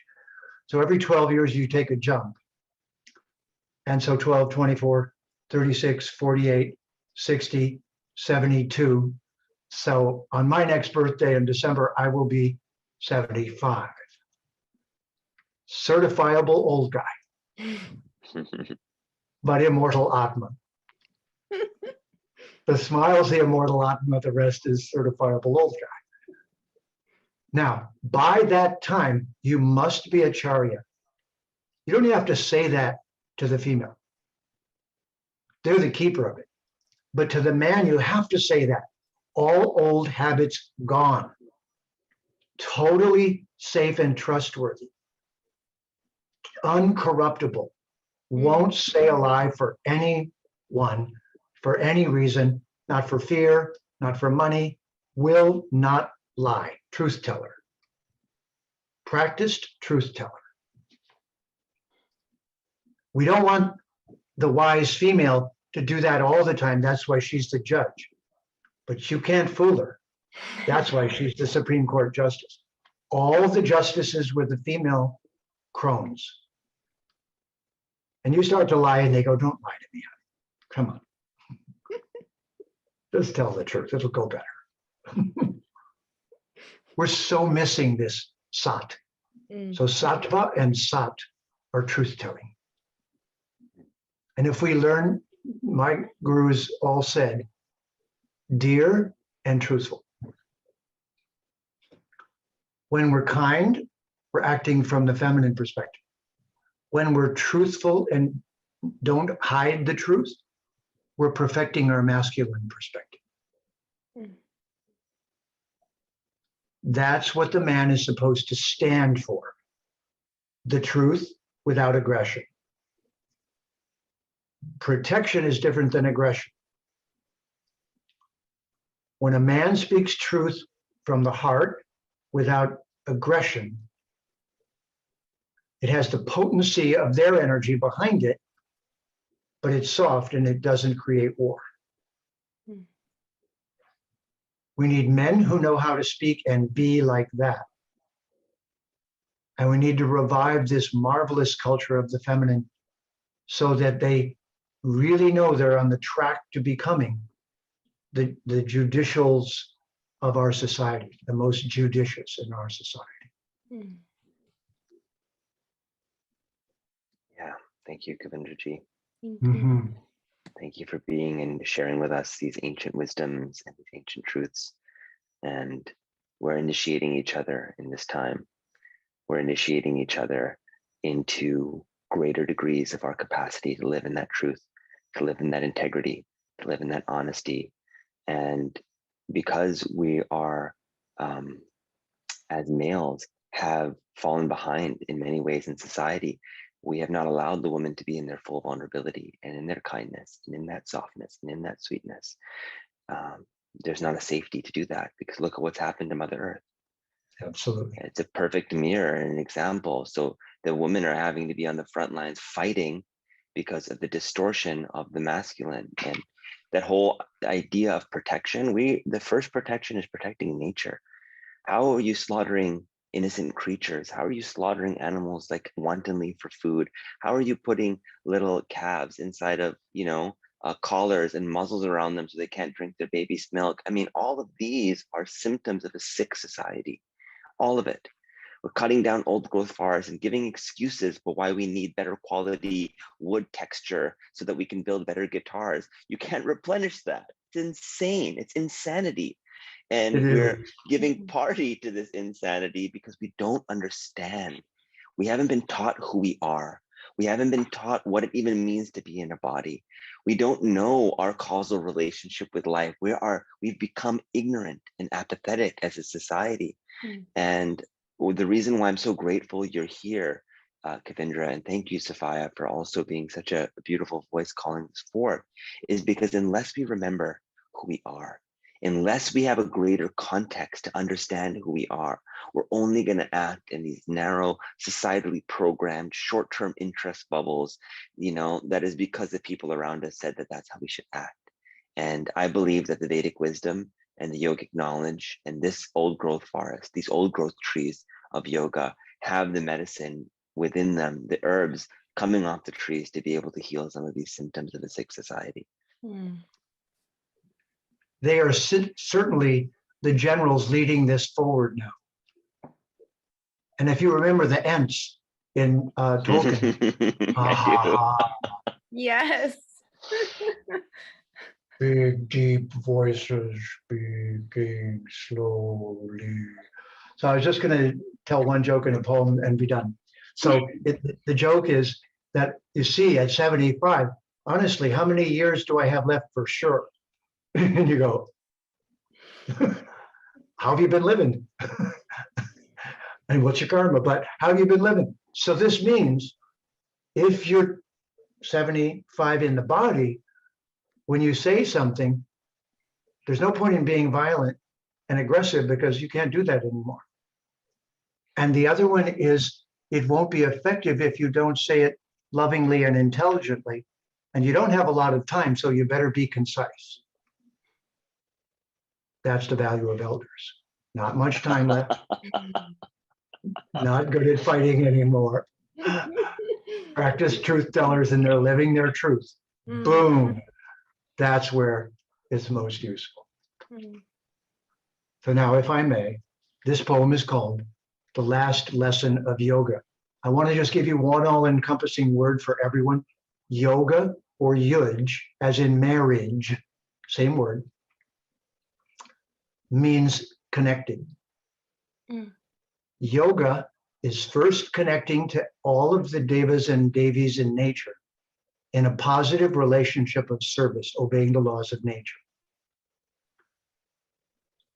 Secondly, it's connecting with everyone around you and finding the pathway of respectful connection. And once again, it starts with this and then this until the person feels it's safe to get to know you better. But when you're linked in yoga, you don't hurry anything. You know, it has its own time. You're linked getting all the things you need from the invisible links. And therefore, your neediness is removed. So the last thing that elders don't have if they've lived correctly is neediness. What do you need? Little food in the morning and evening. What else? Good company. What else? Good book if you've got one. Otherwise, I'll just chant mantras. I'm all right. So now, my last offering to you for tonight. This is called The Last Lesson of Yoga. The reason yoga was taught in the midst of a battle is that it is Kali Yuga and iron is its metal. So the principles of yoga will be practiced under fire. And our last pose will be Shavasana on our funeral pyre. Meanwhile, the corruption of our world will bubble and broil until we are done with the stench of oil and crudeness of oil. Though that will not be the end, but a new beginning. A word from our sponsor before the second inning. This world was designed to test our assumption. An exile devised to see if we have the gumption. So fear not, Arjuna. O Draupadi, do not fret. For Bhagavan has not fully descended yet. The prequel has cast the players and set the bounds. Have been cut, broken, and cast on the ground. So with Vishnu's love and upon Garuda's wings, Uttista, Uttista, stand up, the chorus sings. For we are here this time to see love win, to heal our planet, so let the symphony begin. Namaste, I see you, and you are divine. So let that be your drug, the immortal wine that intoxicates with a bliss that never fades, that heals and saves us from the petty masquerades, where plots to harm are merely foolish masks, to a newly awakened world of light that basks in truth and beauty, preserving a sacred life, where Vishnu and Lakshmi are cosmic husband and wife, where together male and female, divine, restore us, raise your voice with love, for you are the chorus, and winning by forever killing the need for war. This last lesson of yoga is freedom's door. And we are here to embody immortality, to embrace all life, and at last, set them free.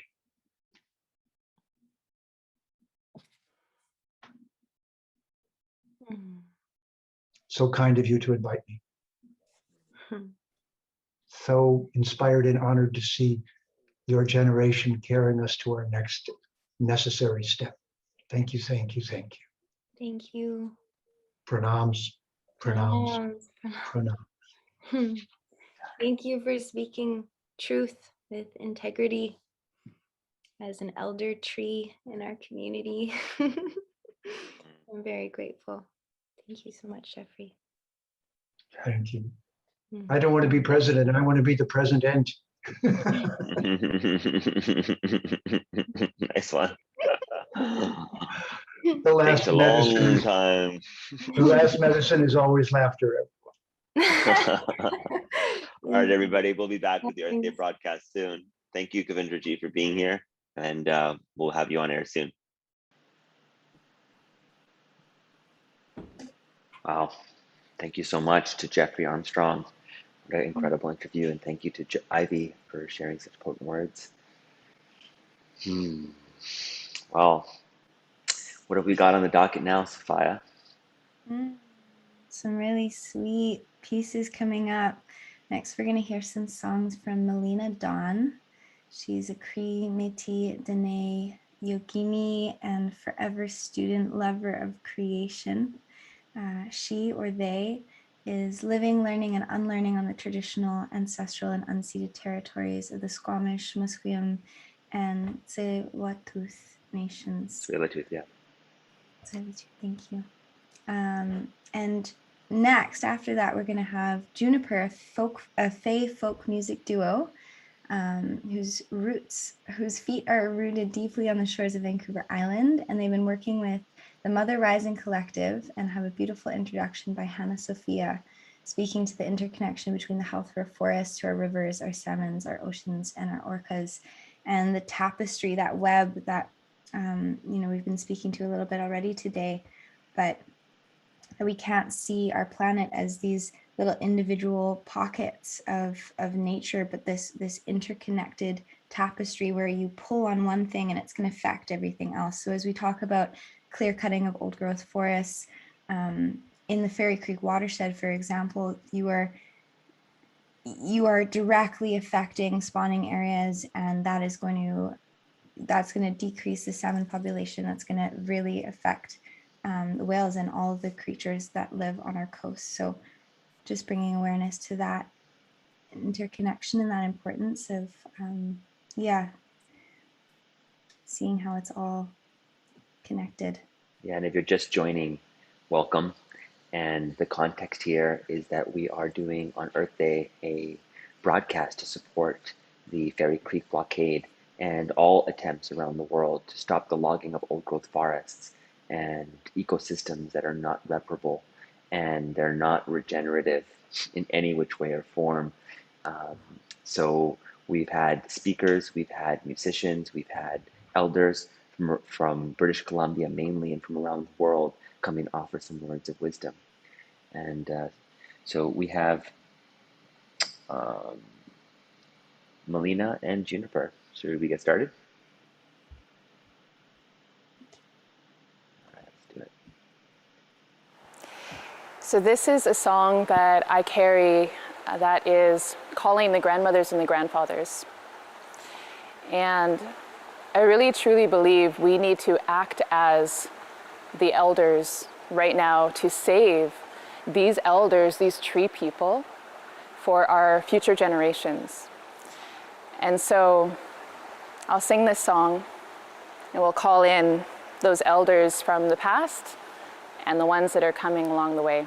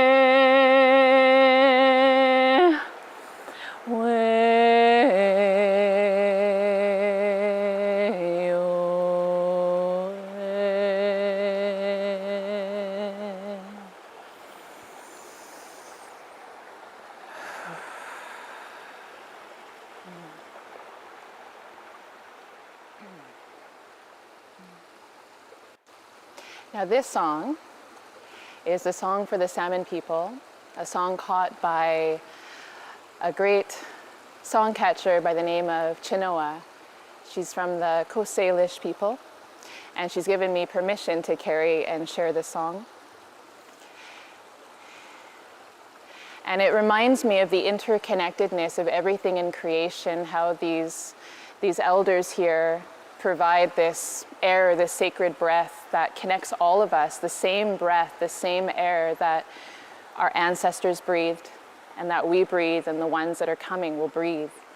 And how everything, all of our relatives, the ones that swim and the ones that fly and the ones on four legs and the ones that burrow and crawl across this Mother Earth, we all need.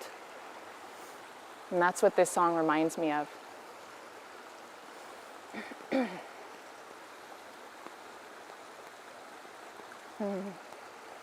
Way